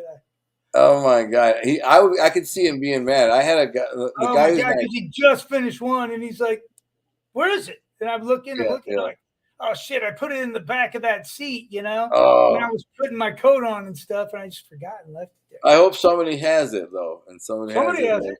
Yeah. Yeah, Somebody, like, okay. somebody got in and was like, "What's this?" But it was part Yeah. two. Yeah, yeah. I mean, even if you started from part two and nothing, you'd still have a great story. But you got to have to have volume one. Yeah, you get mad. I had the accountant that does my taxes. Ironically, my wife just sent our taxes to him today. He told me he read volume one while he was on the beach in Florida on vacation, and then got through it. He's like, "Mother effer, I need volume two, but I'm on vacation." And so he said, I ended up figuring out if I paid $45, they'll send me the next day the book. Next day, it's $45. I didn't give a shit. Send me the book. So he Yeah. paid $45. They had the book extra. The sent had the book sent the next day. He's like, I sit down and read on the beach, and it's on his shelf right in his office, and he thinks I'm a masterpiece. So the really guy who works with me in taxes and everything, he really likes me. He believes that it's something like my producer talked to him about being an accountant, but you need a different kind of accountant for stuff like this. A guy who's familiar with movies and the projects and the unions and the insurance and all the people you're gonna need. So, but anyways, he told me that when he told me that story, it's funny. He's like, "Yeah, and I got both your books. That, you love them. You're a master at that." So kudos to you. I was not gonna wait freaking a week till I got home to read the book. I paid the $45. Reebok King one. She's reading it on Kindle right now. Who is? My Oh, sister. Ree. Yeah. Oh, she did. Yeah, and she bought a signed set, so I'm Yeah. waiting on those to come. They drag their feet on the freaking author books because they don't make any money when I buy author books. I make a little money off of them, but the publisher doesn't. So they're not quick. They're not like, "Oh, you want to draw 20 personal books? Here you go." And it takes 10 days to get. But if I ordered a book from Amazon, I'd get it 2 days. You know what I'm saying? Yeah. It's Well, it took kind me of like 6 days to get Bucci's book. yeah. I don't know, man. It's an Amazon thing, but Yeah. I think you're gonna like his book. I think you're I gonna like his almost book. felt like they were printing it because I got a hardcover. Oh, So hardcover. You got yeah, a hardcover? yeah. I don't even think I offer a hardcover. You don't. I was going to Yeah, mention that. I But I should. think there's a lot of people that already own the paperback that would buy the hardcover. Myself, Yeah, a lot of people would. Yeah, I agree. I I think like hardcovers. yeah, it's more of a thing they can keep on the shelf and collect it. Dude, I couldn't believe when I was walking through Armando Sante's. I got a picture, a video of it. I'll have to show you it. He's got this in the middle of his studio den place where he smokes his cigars and is a pimp that he is. He's got this like square mound of books, just a whole mound of books. Like I'm literally probably 3,000 books, and Yeah. they're all willy nilly, and they kind of form like a little pyramid almost, and they're just laying everywhere. As we're walking by, he goes, "I got your book in there, so it's in there." And I said, "Oh yeah." And in my mind, I'm like, "Yeah, sure, pal." Like you would know, you get 3,000 books in there. You know where my book's in there, huh? And he goes, "Oh, there it is, right there." He pulls it out, and there it was. I was like, "You gotta be freaking kidding me, man." He's like, "Yeah, yeah." Joshua He's like, pulled up. He was on NCIS. He played an yeah, arms dealer. yeah. But the other day we were just doing something. We had like a half hour to kill. So Joshua pulled up. He goes, "Hey, check out this. This is Armand in NCIS. So this scene." the scene is Donoso, this NCIS agent, is undercover. I got it. He's undercover and he's dating this guy's daughter, right? Who's an arms dealer, who's Armando Sante, right? And he's acting like he's dating the daughter and stuff to me, but so Armand is on to him, right? And he meets him for the first time, and it's like a date thing, and he's like, "Hey, trying to be friendly and stuff." Dude, you'd be amazed how scary Armand is. Oh yeah, he's a badass. And it's just a TV show. It's you can feel the tension, and you're like, he's screwed, man. You know? And he's like, "Where you go?" And he's like, "Well, I'm just gonna move my car." He goes, "No, your car will be fine. Why don't you come with me?" And dude, he's terrified, man. What he wants to be, when he turns it on, he's so Oh my god, I know. He was reading the script the other day while we were discussing some creative stuff on a Zoom call, producer, myself, and him. And he's reading the script, but he's acting it out. The script that I wrote, which is cool. He's acting, and he's coming to life, man. I even said after, I'm like, dude, you freaking like. He's like, oh, that ain't nothing, man. You didn't even scratch the surface. But I said, but I know as you performing these scenes, these monologues, it's gonna be really powerful, I think. Yeah, he's on another level, man. It was fun because Joshua was like, "Yeah, you'll like this scene. Watch him in this scene." It was like you're terrified for this guy. You know what I mean? It's like he's such a good actor, dude. He's fun to watch. Yeah. I know exactly. He's fun to watch. He sent me. We're making a sizzle reel with Armando Sante, and at the end of it, he has like a monologue where he talks about the project we're working on, the story, why he wants to play this character, why he wants this role, blah blah blah. But first we see like 4 minutes of freaking like amazing Asante, flips. Maybe not even that much. Then you see this kind of like monologue with him saying, "This is the project. This is the role I wanted to play because the story needs to be told, or I enjoy this character has such a unique story, or whatever it is." And then after that goes to networks. That's kind of how it goes. It'll be a showrunner, which you'll need. You get these showrunners who are in with all the networks, and then here's what you got, and I'll show you some of the stuff we got, the pitch deck and stuff. Anyways, they see that and they like the story. I have not found anyone who does not really like the story. Like I've shared it with and said, "Here's the project. What do you think?" And they're all like, "Dude, I love it. I love it." And this is like Louis Lombardi told me that. My friend Chris, he's a big baller. My friend Chris, dude, I just did a show about him the other day. I did a show about how he fronted me a bunch of weed when I got out of jail. His name's Chris Trinity. I don't think I said his name in the video, but I don't really care. He's my boy. This guy was the biggest freaking weed dealer in like Detroit history. And he kind of makes fun of like the White Boy Rick story and all that. They're like, "Dude, just I said, "I know." It's like, that ain't shit. Those guys weren't getting money. He's like, I had 8 guys between us, and they were pulling in 10,000 pounds of weed a month and something, just wholesaling it everywhere. Like 10,000 pounds of weed is Detroit. They ruled the city of Detroit, these dudes. They all opened strip clubs and had a bunch of freaking businesses and laundered it all. And he ended up going to prison for 5 years. They charged him. White Boy Rick was tied in with the Curry brothers, right? Yeah, exactly. They weren't nothing.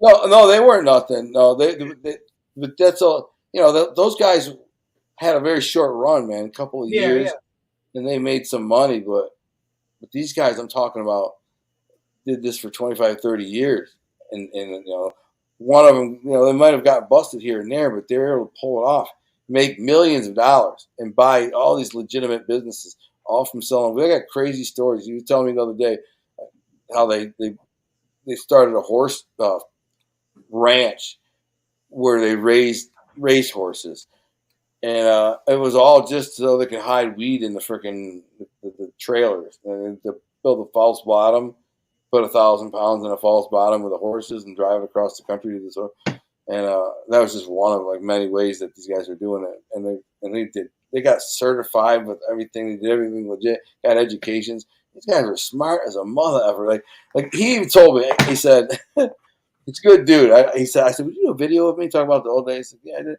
And he said, "All I knew about you," he's like, "I knew about you." He's like, I kept tabs on you. I knew exactly the stuff that you're doing and who you're around. I always paid attention to you. I always had a lot of respect for you. I said, but I don't blame you for not wanting to get in tight with someone like me, you guys, you were next level hustler, man. You were 4 levels above me. I was a street guy who's, yeah, sure, I'd fight and knock some other effer out and cause a ruckus in the nightclub. But, I was just a lazy hustler. These guys are businessmen that can thinking about buying banks and stuff. They ended up buying a bank. So but they use weed. They started with weed and they just sold wholesale heavyweight weed, thousands of pounds, and made a ton of freaking money. And God only knows what, but I was around him. I have some couple of good stories with Chris. Like I just told a story on my YouTube about how when I went to his house and went in the basement, he had this big mound of weed there. And he says, it's like the most weed I've ever seen. And he says, this ain't nothing. He takes me in the back room and he's got a bale with like 90 more pounds, 90-pound bale of weed. I said, well, I don't have any money. I just got out of jail. You know what I'm saying? He's like, take it. Take whatever you need. Just pay me when you get the money. $800 a pound. I was like, boom. I took like 10 and I went and paid. The same dude. And then I worked with him on and off and stuff. I sold him steroids. Don't remember what You happened. didn't rob him. Yeah, no, it's funny you say He that. brought you in close enough, yeah. It's funny you say that because he was a badass. He was a tough kid. He was a pretty boy. He's a pretty boy, but he'd fight you. You know what I mean? He was no punk. He grew up in Detroit proper. He lived in the hood out in 7 Mile. And his crew guys, like his crew white dudes he hung around, they grew up with, they're all a bunch of tough-ass street kids from Detroit. They're next-level tough guys. And they like, the whole neighborhood was like I was. You know what I'm saying? I was out in the burbs a little bit. Everybody knew I was a lunatic and everybody scared of me. But in the neighborhood they're from, basically they're all guys like me, tough guys, right? Yeah. Yeah, they grew them. So to survive, man. Even then, they're like it was like 80% black where you're talking about. So they had to be tough, But anyways, they freaking I'd see them around here and there, and always be like, "What's up?" They knew I was a hustler. They knew I was connected. They knew I had family. They were just, "What's up, Al?" And I'd see them in a club or something. I think one time while they were there, I was just trying to impress Chris. And I was freaking knocking some guy out, was hitting on some girl that was a friend of ours, and she was like, "Get away from me!" And he got tough, and I ended up knocking him out. But I see him in the bar one time with this girl, and this girl I had dated. She was a pretty girl, but what was really creepy about her, man, really creepy for me, is she looked like my sister, bro. She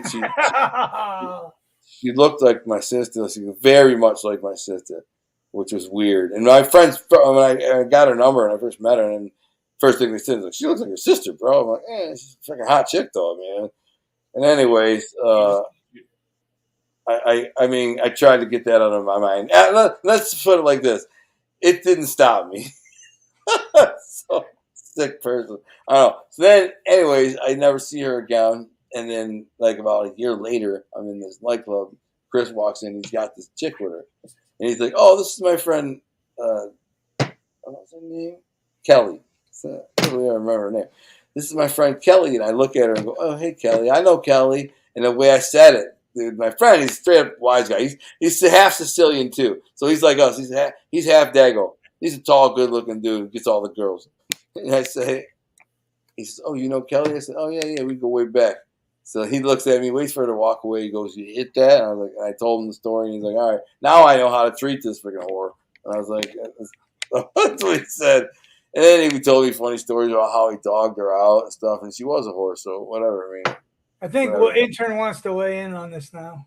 Gunnar, all I'm gonna say is, you said you were kind of hitting on a girl that looks like your sister. All I gotta say is, I was born in Alabama, and I approve this message. That's funny, man. Come on, dude. It wasn't even like that. I mean, she didn't look that much like her, but she was resemblance. So I was able to push that out of my mind. So yeah, I don't know. When you're that young, and I was literally like 21 years old, bro. Hormones boiling over. God knows what I would have done. But anyways, he got her. He told me some stories about him and her and another dude, and I was like, oh. Anyway, so he was poor girl, guys. It was pretty big. Gianni Catalano. Hey, what's up? What you doing, Gunner Bill? I said, what's he listening? Listening. Hope you're all having a good evening. We're having a good evening. Nikki's. I read both books each in a day. She said of my book. That's crazy. That's crazy. It's good to see you, Gianni. Yeah. Dying. What's up, bro? What is 2 it? books in one day, Nikki. Yeah. She read both of my books in one day, like each book a day. Soon as I published them, which is weird. Like I'm not saying it's weird. I was really happy to have her. I kind of met her on Facebook and said I'm publishing this book. It's supposed to be good. You know, it's a mafia story. You like it? And then I published it, and bang, she was the first person to buy a book. Then she read it in a day, and a month later, I published To Be a King Volume 2, and boom, she bought that and read it in a day. So she was in the story. I think most people get into the story. I think the biggest problem in the story is, and Bill would agree, when you get to the end, like you want more of it. You don't want it to end. And that's how you know it's a good book. That's how you know you got a good book. You guys. So, anyways, I hope everybody gets out. It's 2 hours and 34 minutes. I gotta eat. But listen, get out and hustle, man. Stop making excuses. Get out, find something to do. Find something, dude. On YouTube, I get it constantly. All these like different online things that you can do to make money, and some of them are kind of scammy, but they all work. If you were to just take your time and focus on one of these like online things, these real estate flipping things or whatever the frick they do, you can make a lot of money. You can make a lot of money right from your freaking phone. Stay home and just do this all day. Move pieces around and make money. There's a great gig right now that is, how the government has lost money and it's just out there, and like they try to find the person that belongs to, but they can't. I have money out there. I have a bond that I bonded out of jail. Huh? Oh, we did get it. How much was it? Mother effort, man. It was only $125. But one time I had a bond, I did like $800, and I think I should have got it back, and they screwed me out of it. And my grandpa Toko paid the bond. I was with him. He walked up and paid the bond, which was humiliating as hell. It's just my grandpa paying this bond for me. It's stupid. But I figured, I'll get the money back because I went to court.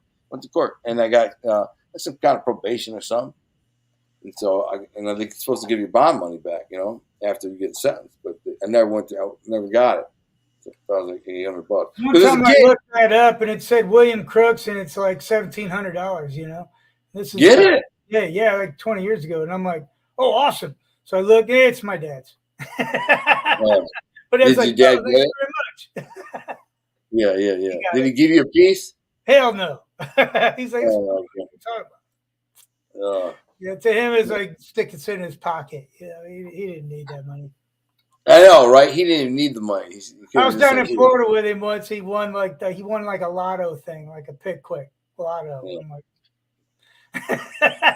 yeah, I know. One that needed to win the lotto. He's like, oh, cool, $5,000. Dude, I know, dude. I just talked to my friend Brian. He's the richest person I know.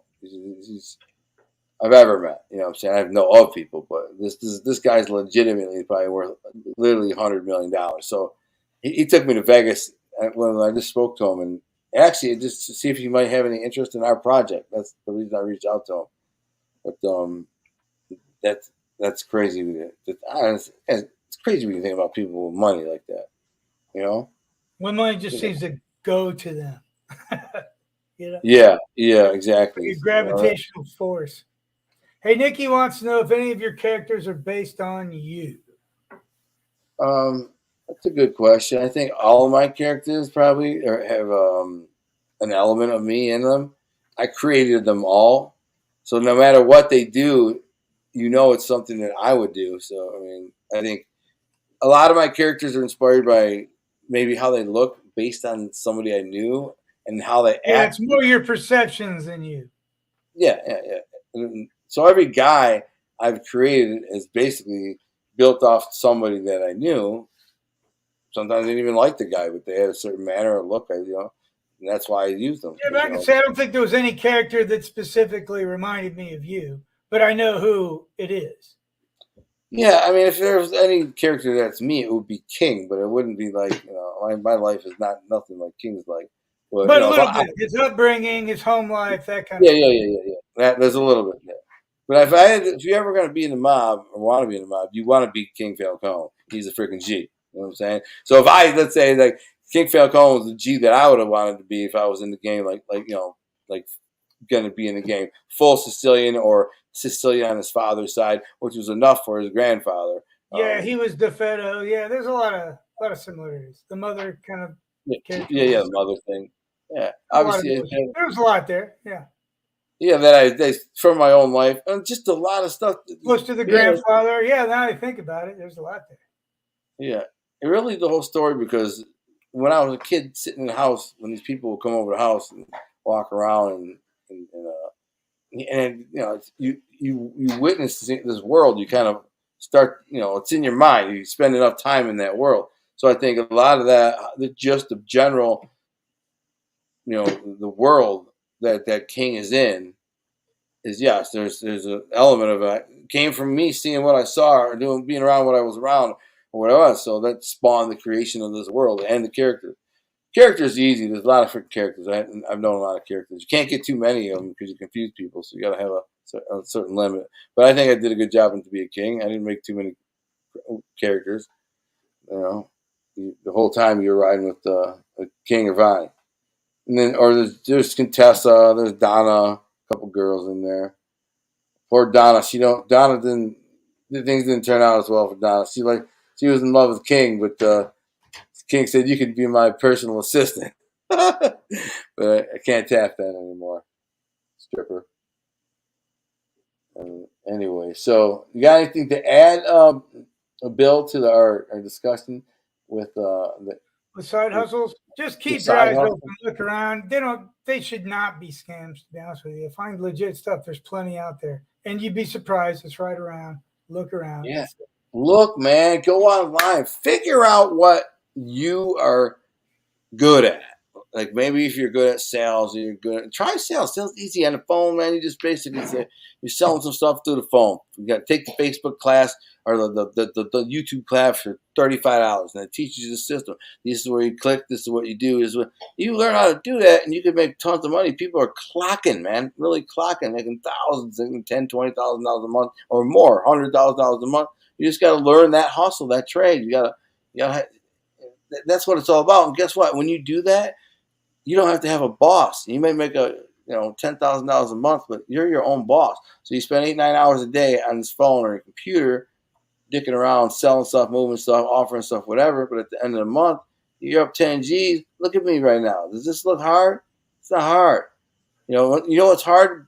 Lugging buckets of concrete when you're doing concrete or tile or something like that, or moving furniture, or building a house, bricks, blah blah.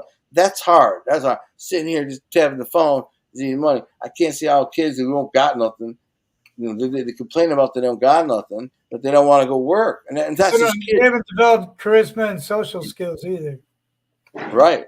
But I can honestly Yeah. say, man, my workday starts at 7. I'm usually there 6:15, 6:30. I'm the Oh, first one there. It's my get wife's there laughing. early, and I'm salary, so it's free work. I like Oh, it. So get something you like.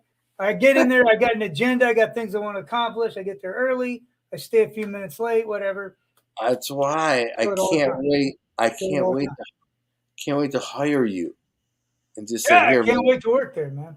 I buy you out. I'm buying you out. This is what we do now. So just make me money. You're smart enough to do it. That's how it works. You have to have that person. You just have to have someone who's smart enough to figure it out. And But I would Bill's say, yeah, that guy. change your mind, man. So you wake up and you've got this list of things you can't wait to get done, and it changes your whole day. You know what I I'm mean? not good like Get that. out there. Honey, my wife's over there laughing at me. You can hear. I don't get up that early. I sleep in. I'm scared of my headaches, man. When I wake up, I have the worst headaches. Sometimes really bad, and lately bad. And so you kind of sleep in. You're just like hoping it. So I wake up, and the headache's not really that bad for an hour or two, and then it starts coming on. Boom, boom, boom.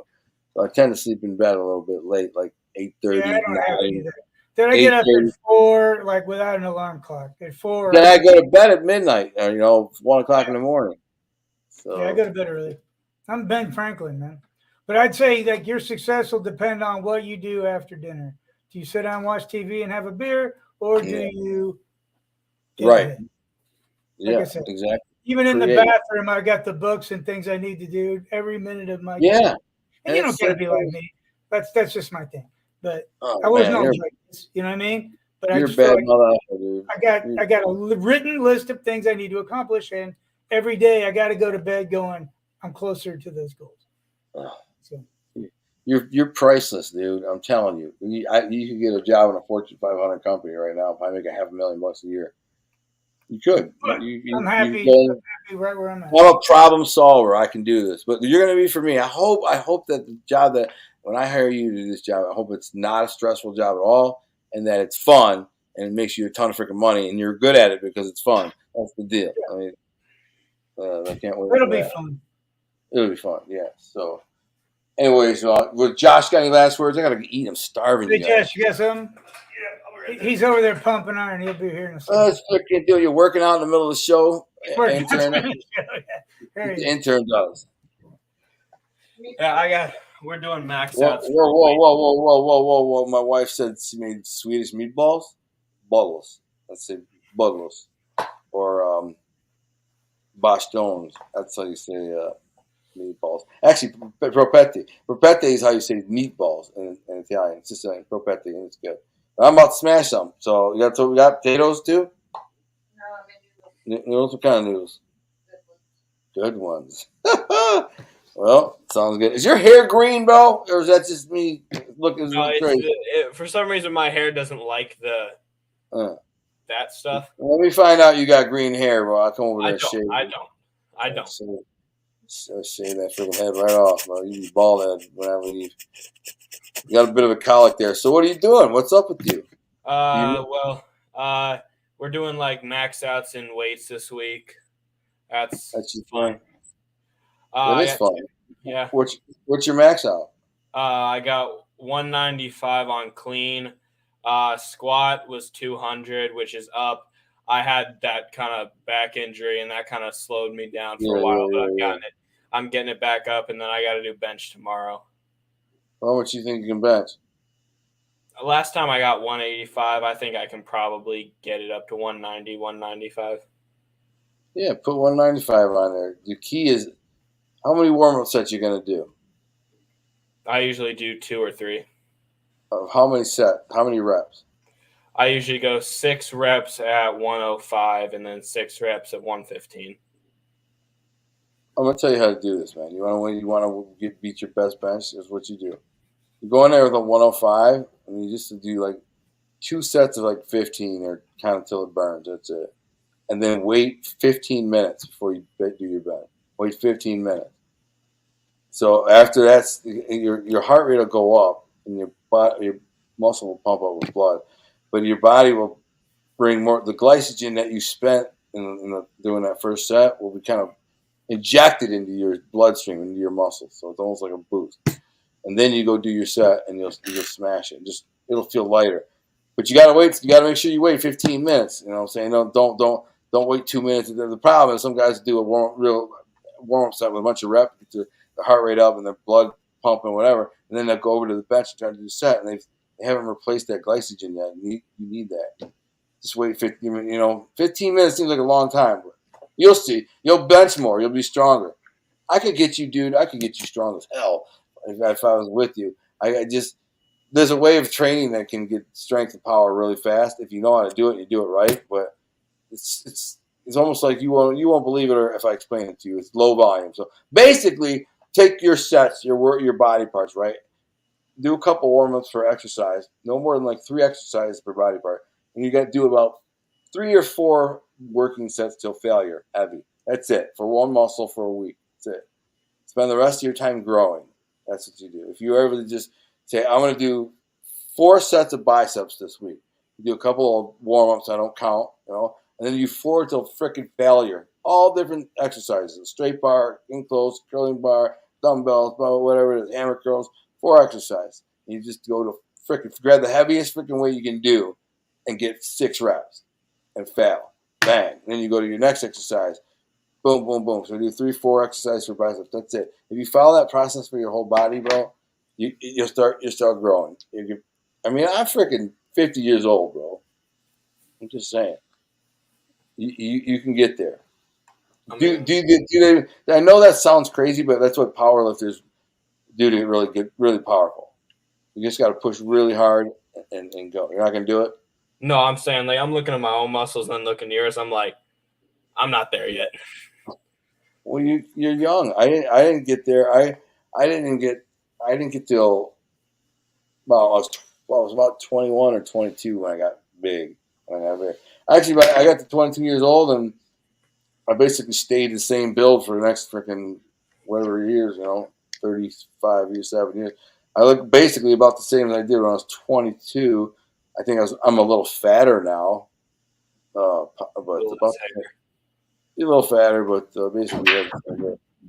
And somebody told me today, I interviewed some dude from Puerto Rico, and I told him I'm turning 50 in a couple of days. He's like, "What the frick, bro? I thought you were like 35." I'm like, "Oh, thanks, man. I appreciate it." But that felt good. Anyways, you staying out of trouble, man? Yeah, I am. I actually have something. I think you might, maybe if you're not crazy busy, like doing a $10 million TV show or anything. I'm always busy, but what you got? So sometime this summer, half of our football team, we're kind of working this out. We're gonna go up to Michigan.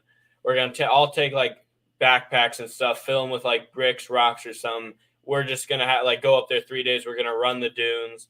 We're gonna do a bunch of team building stuff. Come up to see me. I'll take you to the best freaking dude. I'll take you to a place where you can run. It's like about a 4 or 5 mile through the wilderness circle, and it's beautiful, man. It's freaking waterfall and the river there. It's freaking gorgeous, man.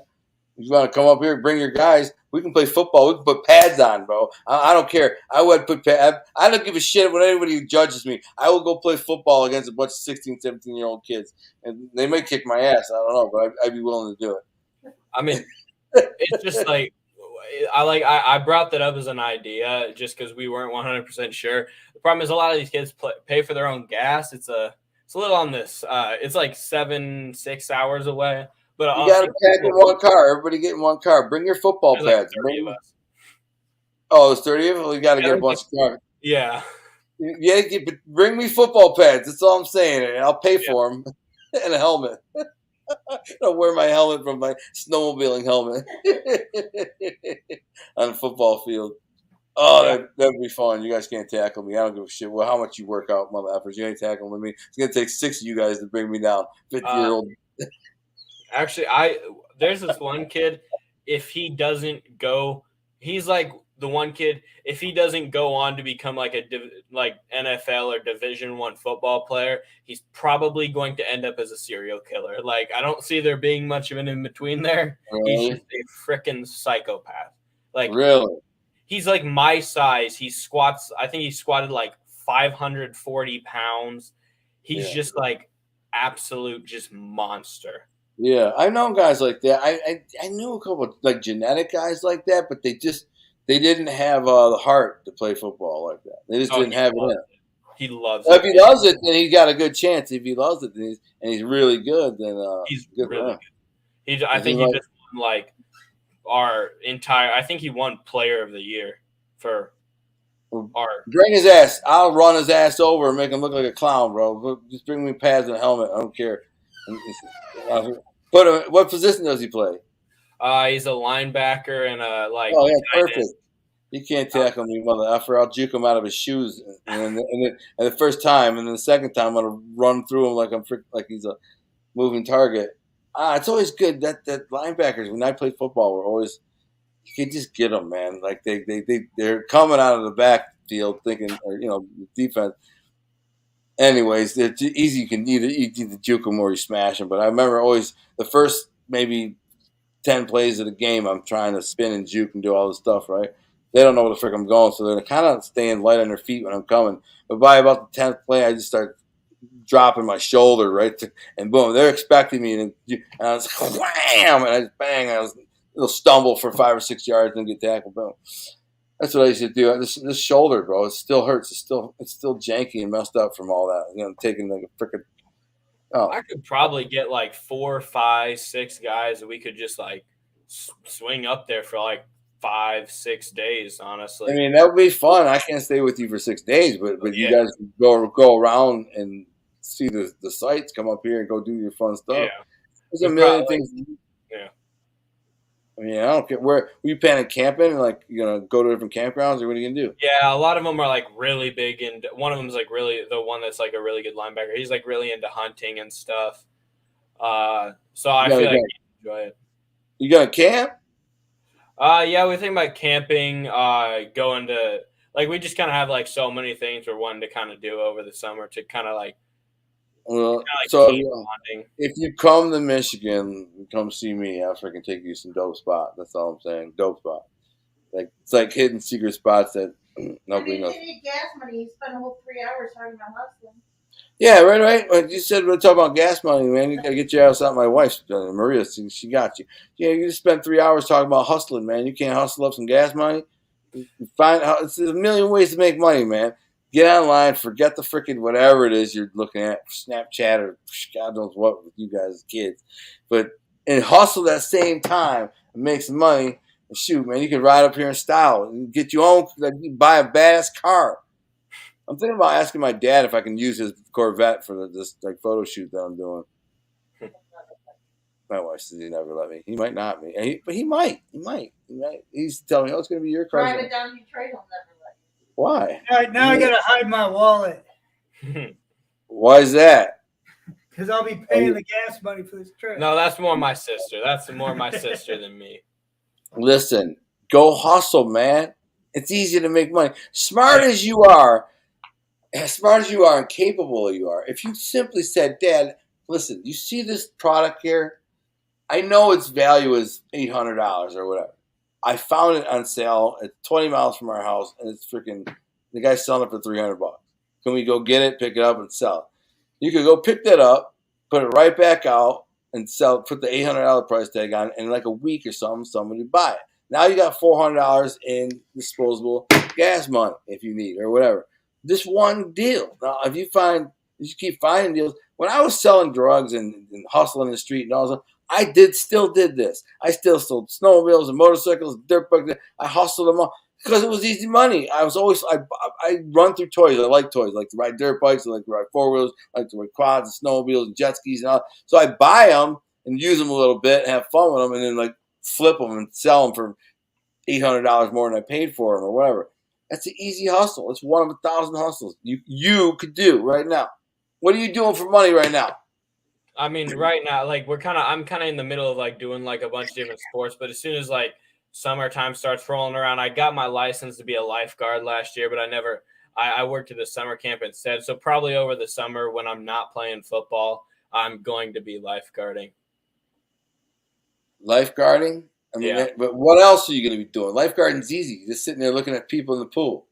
I mean, yeah, I mean, you get paid like $15 an hour for sitting there in the sun. Like, yeah. But it's a great gig, man. You get a nice tan. I always thought those motherfuckers had the greatest job. I mean, you get to sit in the sun and get tan and look at pretty girls all day. I mean, I did that for 5 years, maybe 6. Yeah. Did you save any people? Yeah, 2. That's crazy. I'm a good swimmer, man. I'm a crazy good swimmer. Yeah, me too. That's not good. Yeah. I lived on the lake or by the lake like for years when I was a kid, for like 3-4 years. And all we do is go swimming every day. And dude, I was such a crazy mother effing kid, dude. I would swim by myself because my boys just couldn't keep up. So we go in the spot called Lake Lot, and I go in there and go swimming.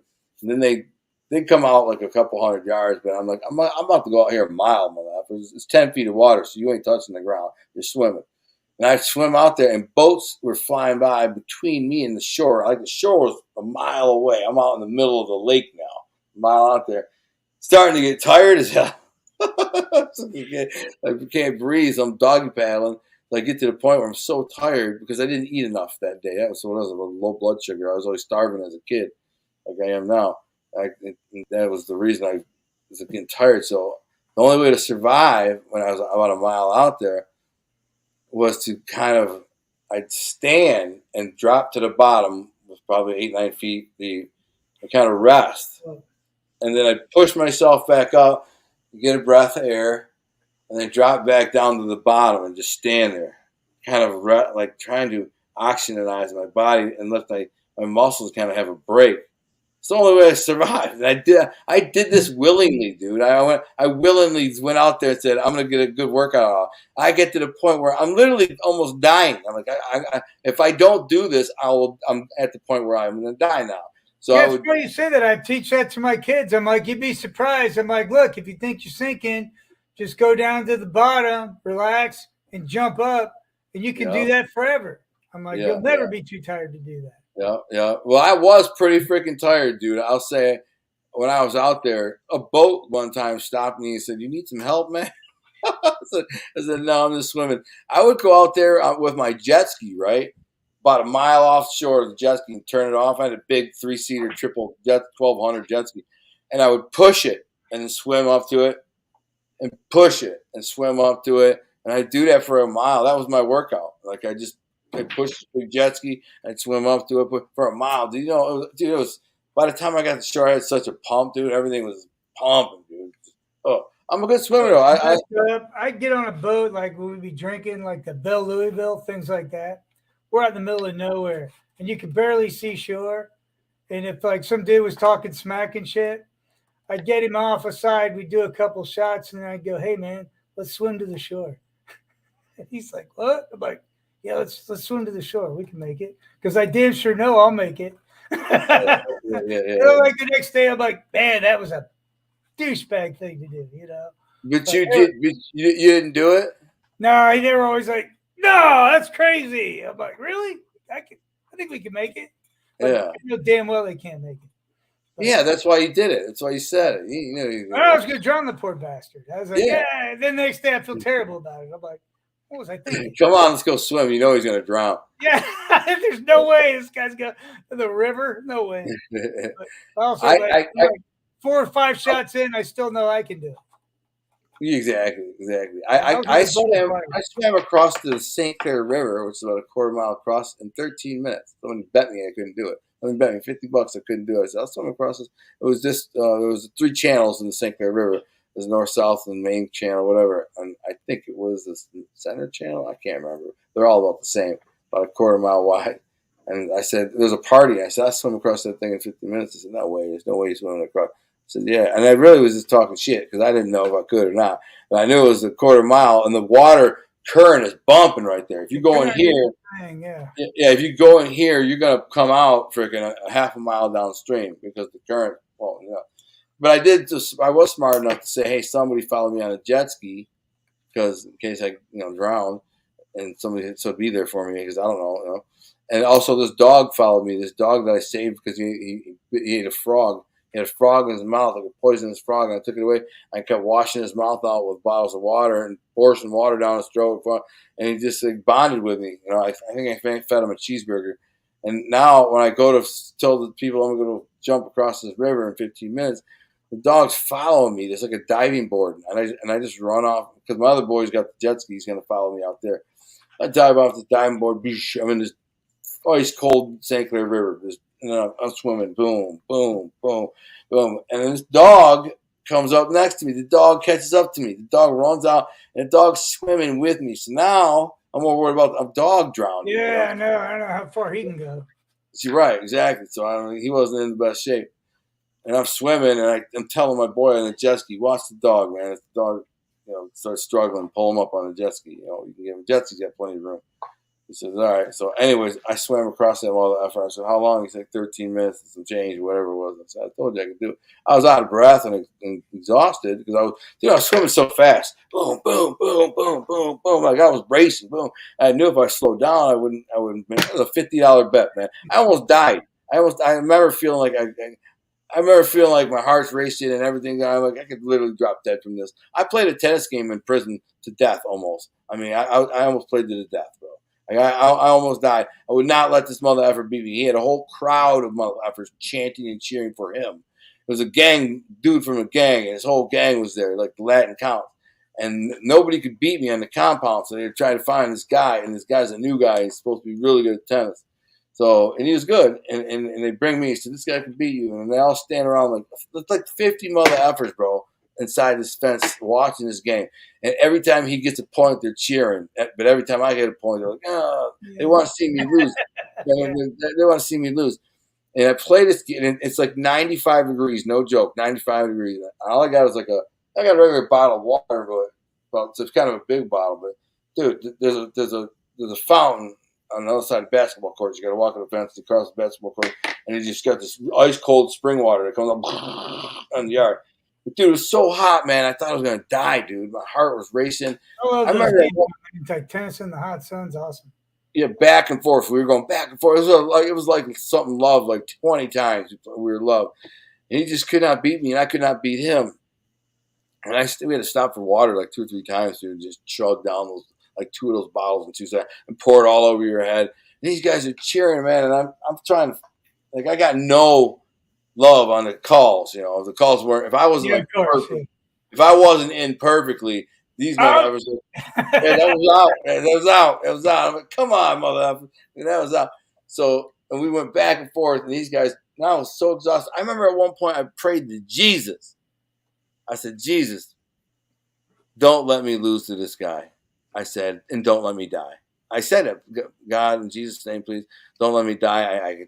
I can barely breathe. I can barely move. I'm exhausted, but don't let me die, and don't let this freaking guy beat me. And then I'd literally lean up and say, all right, let's go. Wham! And I'd serve him, and it would go back and forth. Boom, bang, boom, bang, boom, bang. And this game went for like a good 90 minutes, bro. Oh, I was so exhausted. And I finally made a good shot, and I killed him. I got him, right? He's like, that was out. I'm like, come on! That was some fucking bullshit. He starts laughing. He's like, you got me, dog. You mean all the guys are mad. These guys all walked away, pissed off, like 50 dudes. Like, that's this mother effer talking this shit. He can't beat Gunner. And there's there guys who genuinely didn't like me because of that. Like, literally freaking didn't like this dude named Hurricane and this other guy. I said they wanted to play with me, and I said, I'm sorry, I don't, I like you guys. We're cool. I said, I don't want to play you in tennis. They'd be like, why? I'm like, because I will whip your ass. It's not fun. No, it's no challenge. So no offense, And I said, I play two of you at the same time, though, is what I tell him. And he got all mad and offended by it. You're talking to us like that. I'm like, dude, if I play you tennis one-on-one, I demolish you every freaking game. It's not fun for you or me. So maybe if you put two of you on the court, you got a chance, He got super offended by that and didn't talk to me anymore. I mean, he's a killer, a maniac. This guy done stabbed about 30 people in prison, and he's in prison for life for killing them. His name is Hurricane. And I was like, what are you going to tell me? I mean, you're mad at me? And he was telling people, the Gunner thinks he's so good, he's got to play two people at a time in order to come on the court and play. I'm like, yeah, I'm waiting for a real game that I can have some excitement and fun. Somebody who's a challenge, somebody come up. I beat everybody, so a lot of people didn't want to pay me. Nobody would play me because I beat their ass at it. Look at me, dude. Do I look like a tennis player? You know what I'm saying? How are you not beating me? You guys all think they're so good too. And I smash really hard once in a while. I mean, I methodically just abuse them. It's all precision. You don't need to be super athletic and fast. You're running around stuff, yeah, you got to chase it down, but you're probably strong enough where a lot of people are going to put it in the net. I mess with people's minds, bro. The way I beat people in tennis, it's easy. It's not about hitting it the hardest over the fence. None of that. It's about getting people off balance. All you're doing is moving people to one side of the court or the other side of the court. And then right when you feel like you have them enough so you can burn them on this side, you fake like you're going to burn them on that side, and they go running over to that side, and bang, you go the other way. And that's how I win. And it pisses everybody off because this can't beat me. It's a rather slow game. I'm not a fast server, and I kind of slow things down so I can methodically move. I'll just move your ass out of position, and once I got you out of position, bang, I got you. It's over. You know what I'm saying? They don't get it. They want to hit it hard. They want to slam it through but it hits the fence most of the time or goes out because you're a dummy. You're not a professional tennis player. I like tennis. I miss tennis, bro. I was freaking super good at it. Me and Intern played quite a bit of tennis. Really? I played 4 years and never lost a match. How crazy is that? 4 years. Now, there was a couple of dudes that I didn't play because I didn't like them. And they had smart mouths. I didn't like them. And if I would have played them, I probably would have ended up in the hole. So I was just like, I don't play. Look at that. Well, you beat everybody. You're the best, but you won't play us or play me. I said, I'm playing you. I don't like you. You're like, what? I'm like, I don't like you. Yeah, I don't like you, and you don't like me. What's going to happen if we get into some kind of competition in the court? We both end up in the hole. F it. I don't care if you can beat me. I don't care about if you think you can or whatever. Play tennis with whoever if you want. I don't want to be around you. And they're always like, oh, really? It's like that? I'm like, yeah, it's like that. I don't like you, and I know I'm going to end up beating your ass if over this game, so I'm not going to play. But that only happened with like 2 guys over the years, maybe 2 or 3 guys.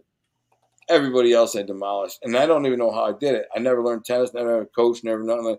I'm just naturally athletic. I went out and said one day I'm going to try playing tennis because I played paddleball for like a year.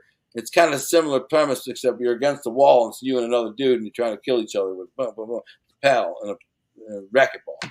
Yeah, racquetball's harder. Yeah, racquetball. Well, I graduated to racquetball because it was much faster. I like the racquetball. I mean, it's fast. Bam, bam, bam, bam, bam. And then one day, like all the racquetball courts were taken and everything was out. I looked at the tennis courts. Nobody ever plays. Nobody ever plays tennis courts ever, never. I said to my boys, "Do you want to play some tennis?" He said, "Yeah." And we started playing back and forth and kind of got halfway decent. And this black dude come out of there. He's light-skinned black dude. He's a guy who locked up with to be a king. He locked up with the manuscript. Meaning, like, he was going home. He got a parole. So he basically took my manuscript and locked up in the hole and kept my manuscript. Well, but anyways, he told me that he was a tennis teacher at a high school. This black dude, light-skinned dude. He was cool. I was cool with him. He was really chill, man. The guy, he's one of those really laid back, cool dudes. He almost acted and sounded white, and I don't know if it's bad or good thing to say, but he did. But anyways, he said he was a tennis coach, so I said, "Let's play," and I beat his ass. And he said, "There's no way you didn't learn how to play tennis somewhere." I said, "No, I just learned how to play tennis two freaking days ago, bro. Right here. I didn't. You know what I'm saying?" He goes, because I beat him in the first game, and he says, "You'll never beat me again." He's like, "And if you do beat me again, I'll never play again." He's like, "I'm a coach. I'm this, that," and he coaches. I said, "Okay." And I beat his ass in another game. Boom, boom, boom. 20 minutes later, I said, "I guess you don't play no more, huh?" And he got so mad. He got so mad, he stormed off and he left, and he didn't play tennis for months. And he kept saying I was a liar, that I had some kind of tennis tutor or something. Yeah, you're like a closet pro. Yeah, I'm like, "What do you do?" I just learned how to play this shit 3 days ago, bro. You know? But anyways, it's funny when I go. I love tennis. I would love to play tennis right now. Like I play you. I'd smash your young ass. This is a perfect example right here. I'm 50 years old. I bet you I'd smash you in tennis. Smash you. You'd be surprised. I'm actually. All right, I would be surprised if you could beat me. I'd be very surprised. I'm an old man, but listen, you might freaking whoop my ass. I'm pretty good at it. You might be great at it, but I'm calling you out. All I'm saying is I'm calling you out. So if you get here, we're gonna play tennis or some football or something. Yeah, but I wanted to tell you about this side hustle I had for a little while. All right, what is it? So my dad's old boss had this lake house, and we would get invited there kind of when he's having parties or whatever. And I'm like 8, 9, 10, kind of when we're going up there. And he has his sons and daughters are in college, and like we're up there at the same time. So there's all these college kids. They're drinking, they're playing games. So it's like midnight. I'm like, come down. I'm like, I have like $10 in my hand. I'm like, "Hey, can I play with y'all?" They're like, "Oh yeah, sure, whatever." Thing they're gonna take my money. I like playing like poker or like stuff like that. I scam these drunk college kids broke. How'd you scam them? Like I would like, they think I'm like don't know how to play. Like I'll be holding like a really good thing in my hand. I'll be like, they're like, "Oh, he doesn't have a good hand." They're like, "All in." I'm like, I all in, I guess. Then they're like, "Yeah, I want." I'm like, "No, you didn't." Because they think I'm too young to understand how it works. But you say you won, so you hustle them. That's good, but that's not. They caught him with aces up his sleeves. They caught him cheating. He was dealing off the bottom of the deck. No, they caught you cheating, bro. Oh, he was cheating. They caught him. Yeah, late night they caught him. He's like, "Dude, he cleaned us out, and at the end of the night, we realized he'd been cheating us all night." You little turd. You don't want to play cards with this kid. Maria asked if you ever seen Rounders, the show. Movie. Look it up. Oh, tell Josh to watch it. Watch the Rounders. It. It's about a card sheet, right?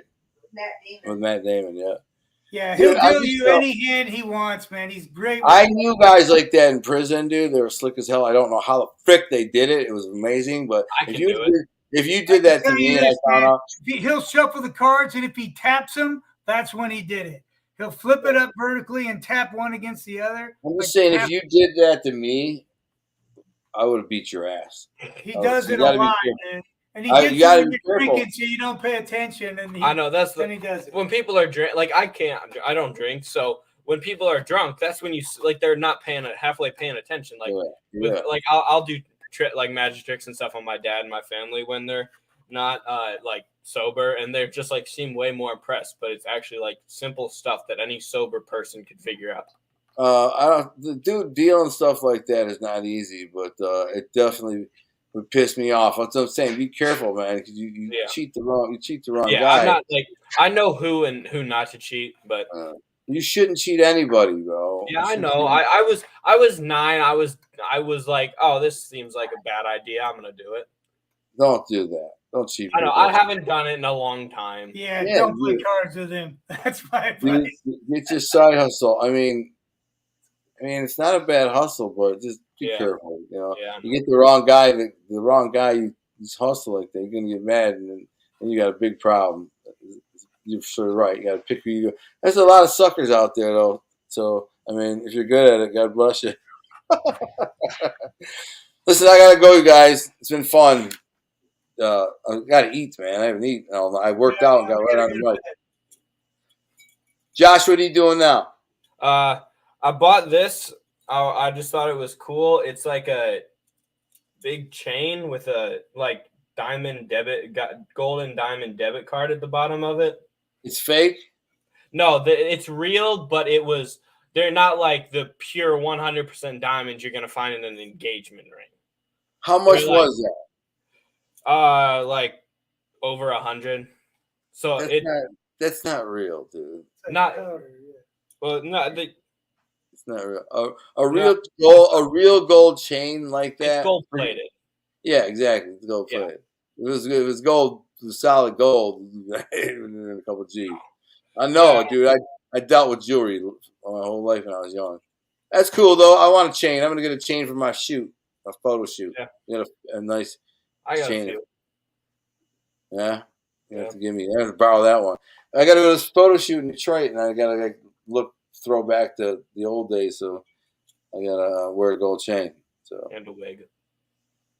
In a wig, smart ass. I wish. He's in a wig. I wish I thought about it. I thought about getting a wig, so it'd be a young me. Get that spray on. No, spray on stuff. My wife said, "Get the spray on stuff. You're gonna paint your head black." That's funny. So no thanks. Anyway, no matter. Everybody, thank you, Nikki, for sticking here with us, bums, talking trash. Bill, have a great week. I don't know, Bill, have you worked on my book at all? I forgot to ask.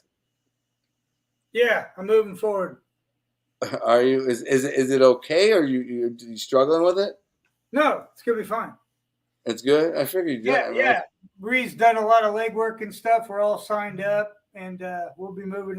Next week we'll be recording. Yeah, I'm not in no hurry. I just we're good. We're moving. Reed's excited. I want to get it while it's hot. All right, cool. I'm excited. Taxes today, you sold about 55% of your books were audiobooks. So did taxes today. 55% of my books were audiobooks. That's crazy. That is crazy. But I'm not surprised. I'm not surprised at all. Everybody these days is looking for audiobooks, including myself. I'm not gonna read a book. I got books. I got a whole shelf of signed books from authors on our show. I just don't have time to sit down and read a book. But if you give me an audiobook and it's catches my attention, I'll listen to that all day. I've gone on long rides in my car and had like audiobooks my wife queued up, and like, this is bull crap. I'd rather listen to Be a King. So I'd click on To Be a King and listen to my own book. Get into it. Driving. Oh, hell yeah. Yeah, when I drive, I listen to mostly news stuff, information kind of stuff. I got the book in the bathroom. I get through it. Yeah. I mean, everybody got their way. Everybody processed it, right? And that's how I listen to it, audio. But like driving, I always try to get like the politics and what's happening in the world. Catching up. You got a channel for that? Yeah, but they're both on hiatus. There was one called The President's Daily Brief. They had a contract dispute, so they're hiring a new narrator, and this guy's going to do something called The Wright Report. So you should hire. You should file a application. I know, it crossed my mind. I'm like, I could do it, or Oldfield could do it. Yeah, Esteban could do it. Oldfield would be great. Yeah, he would. Great. He'd be great. And he's like, I text with him every day, And I he's Oldfield always would. doing stuff. How that's that guy not taking over the world? I don't even know. You know what I'm saying? I know. He's one of those guys that you're like, if you just had one break in life, man, you'd be a senator right now. You know what I'm saying? So yeah, he's working on screenplays. He's rehabbing houses, and no matter what you ask him, he's on top of it. you Yeah. know, He's ask an him any appropriate. question, he's like, bam, bam, bam, bam, bam. Yeah, I got Yeah, this. and he's got a good character. He's got a good character. He's He's a great guy. likable. I love it. Yeah, I do too. Good dude. That He's reminds my me. backup guy. If I ever don't have a guy for the radio show, I always think of him. Like we haven't had to have him. I think we had him on once as a backup, like a stand-in. But usually we got guests. But anyways, it's great. I can bring him on the whole freaking show, and we can just kick it. Almost any topic. Yeah, he knows. He's fun. So, listen, I gotta go, you guys. Man. I'd love to sit here and chat, but I'm starving. My wife's getting ready No, for I bed. don't blame you. I gotta beat Bill at a game of pool. You gonna make that money, man. Just be careful. Don't piss off the wrong I person. won't. Be good. Bill, I'm out.